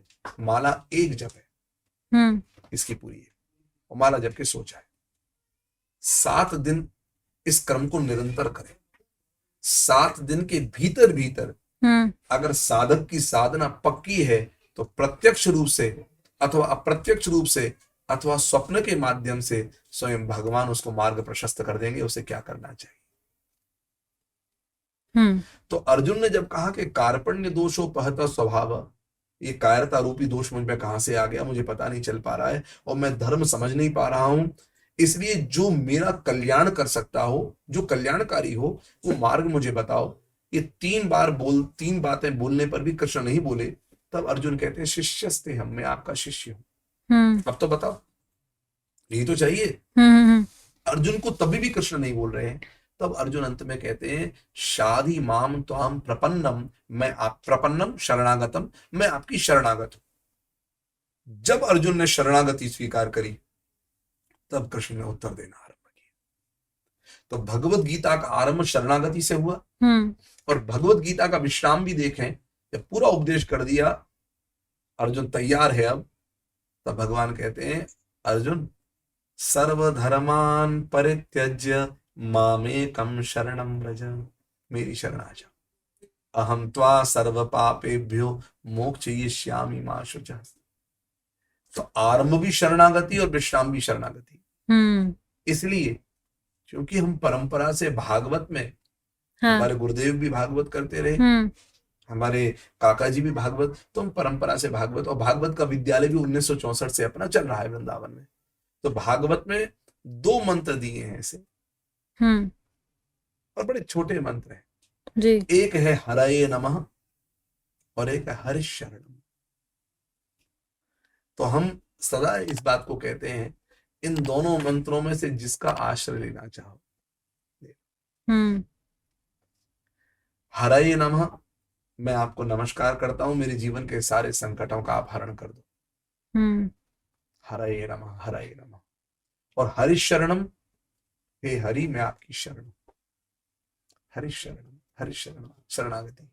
जब नंद बाबा वसुदेव जी से मिलकर के भगवान कृष्ण के जन्म के बाद मथुरा आने लगे हैं, तो वसुदेव जी ने जब ये कहा है कि मुझे इंट्यूशन हो रहा है कि ब्रज में कोई उत्पात होने वाला है, तो आप तुरंत यहां से वृंदावन जाओ, तो वहां पर भी श्लोक है हरिम हरि की शरण ग्रहण करता हूं, उत्पातागम शंकितः, मैं हरि की शरण ग्रहण करता हूं कि जो भी उत्पात होने वाले हैं उनका शमन हो जाए। हरिम जगाम कैसा है श्लोक? एक श्लोक है आदि पंक्ति, तो उठ नहीं रहा, तो वहां पर वह ये कि मैं हरि की शरण हो रहा हूं और इस संकटों का निवारण, कोई भी उत्पात होने वाले हो उनका शमन हो जाए। तो नंद बाबा ने भी हरि की शरण ग्रहण करी। तो यह तो भागवत का मंत्र हो गया, हरि शरणम। हम चलते फिरते उठते बैठते सोते हरि शरणम, हरि शरणम। सनत कुमार वो भी इस मंत्र का जप करते, वो चारों जो पूर्वजों के भी पूर्वज हैं, जो ब्रह्मा जी के 4 पुत्र। हाँ। और आज भी वे 5 वर्ष के ही दिखते हैं। हाँ, उनको तो वो दिया था ना, कुमार कहा जाता है। हाँ। इसी मंत्र के प्रभाव से। अच्छा, इसी मंत्र के हरि शरणम, हरि शरणम, हरि शरणम, हरि शरणम, इस मंत्र का 24 घंटा जप करते रहते हैं, उठते बैठते सोते जागते हरि शरणम। तो ये मंत्र, अब ये तो हरि कृष्ण। अब किसी की श्रद्धा राम में, तो क्या करें? राम राम जपे। तुलसीदास जी राम नाम जपते हैं, राम राम राम राम राम राम राम राम राम राम राम राम राम, इस तरह से राम नाम जपे। तो राम नाम की महिमा भी अपनी है राम भक्त उपासकों के लिए, हरि नाम की महिमा भी है हरि भक्त उपासकों के लिए। शिव नाम की महिमा भी है शिव भक्त उपासकों के लिए। अरे भैया एक बात बताओ, राजधानी में बैठ करके जाऊंगा तो भी ट्रेन मुझे वहीं पहुंचाएगी, और मैं किसी अन्य ट्रेन में जाऊंगा उस मार्ग को तय करता हुआ, और जहां मंजिल पर जाना है वो ट्रेन भी मुझे वहीं पहुंचाएगी। मेरे लिए सुलभ क्या है?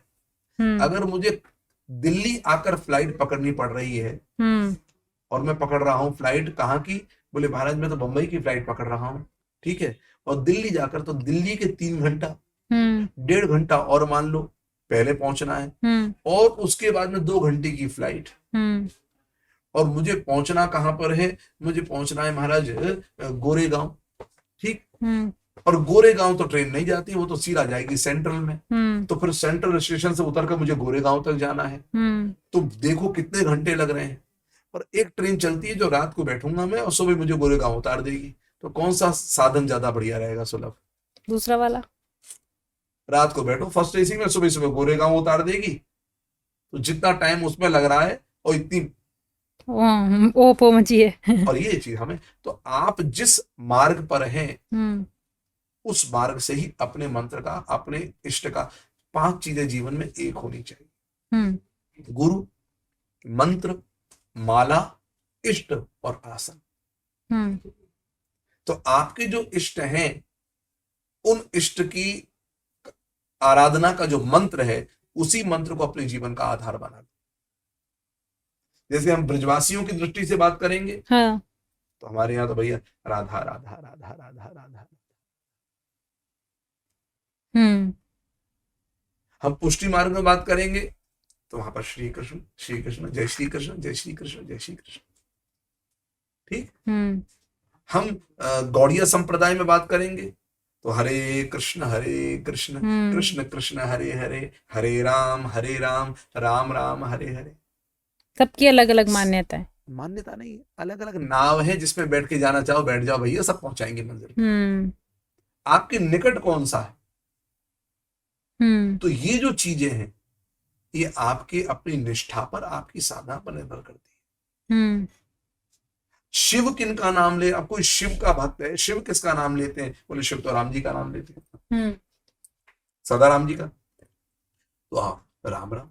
भगवान शंकर की पत्नी पार्वती वे 1000 विष्णु सहस्त्र नाम जप करती, उसके बाद ही कुछ ग्रहण करती, 1000 विष्णु सहस्त्र नाम का जप। तो भगवान शंकर एक दिन बोले कि हे देवी हम भोजन प्रसाद पा रहे हैं तो तुम भी पाओ। तो पार्वती बोली कि स्वामी मेरे आज 1000 नाम हुए नहीं, विष्णु सहस्त्र नाम में 1000 नाम करती हूँ तब। बोले 1000 नाम करने में समय लगे। तो बोले पार्वती एक काम कर, मैं तुझे एक ऐसा नाम बताऊं, एक ही नाम जो 1000 नाम के बराबर हो। तो बोले अच्छा ऐसा भी कोई है? बोले हाँ। बोले कौन सा? तो शंकर कहते हैं राम। राम रामेति रामेति रमे रामे मनोरमे सहस्र नाम तत्तुल्यम राम नाम वरानने। 1000 नाम के बराबर केवल एक राम नाम है। तो राम भक्त उपासक राम नाम लेकर के चलते हैं। अच्छा बताओ, इंडिगो फ्लाइट जो पहुंचा रही है एयर इंडिया भी वही पहुंचा रही है, करेक्ट है, ठीक है ना? स्पाइस जेट भी वही पहुंचा रही है। अब आप देख लो आपके लिए फेयर कौन सा कम है, आपके लिए बेस्ट। आप पूरे दिन का काम करके शाम की फ्लाइट पकड़ करके अगर अगले दिन का काम करते हुए लौटना चाहते हैं तो वैसा देख लो। ये आपके ऊपर निर्भर करता है कि आपकी इष्ट निष्ठा किनमें है, उनको आप जप कर। So thank you so much, आपने इतना कीमती वक्त दिया हमारे सोशल लाइट को और इतनी अच्छी अच्छी बातें बताई। सो अगर आपको ये पॉडकास्ट अच्छा लगा हो तो प्लीज़ लाइक कर दीजिए, शेयर कर दीजिए, हमारे चैनल को सब्सक्राइब कर दीजिए। जय हिंद, जय भारत, राधे राधे। जय श्री कृष्ण, राधे राधे।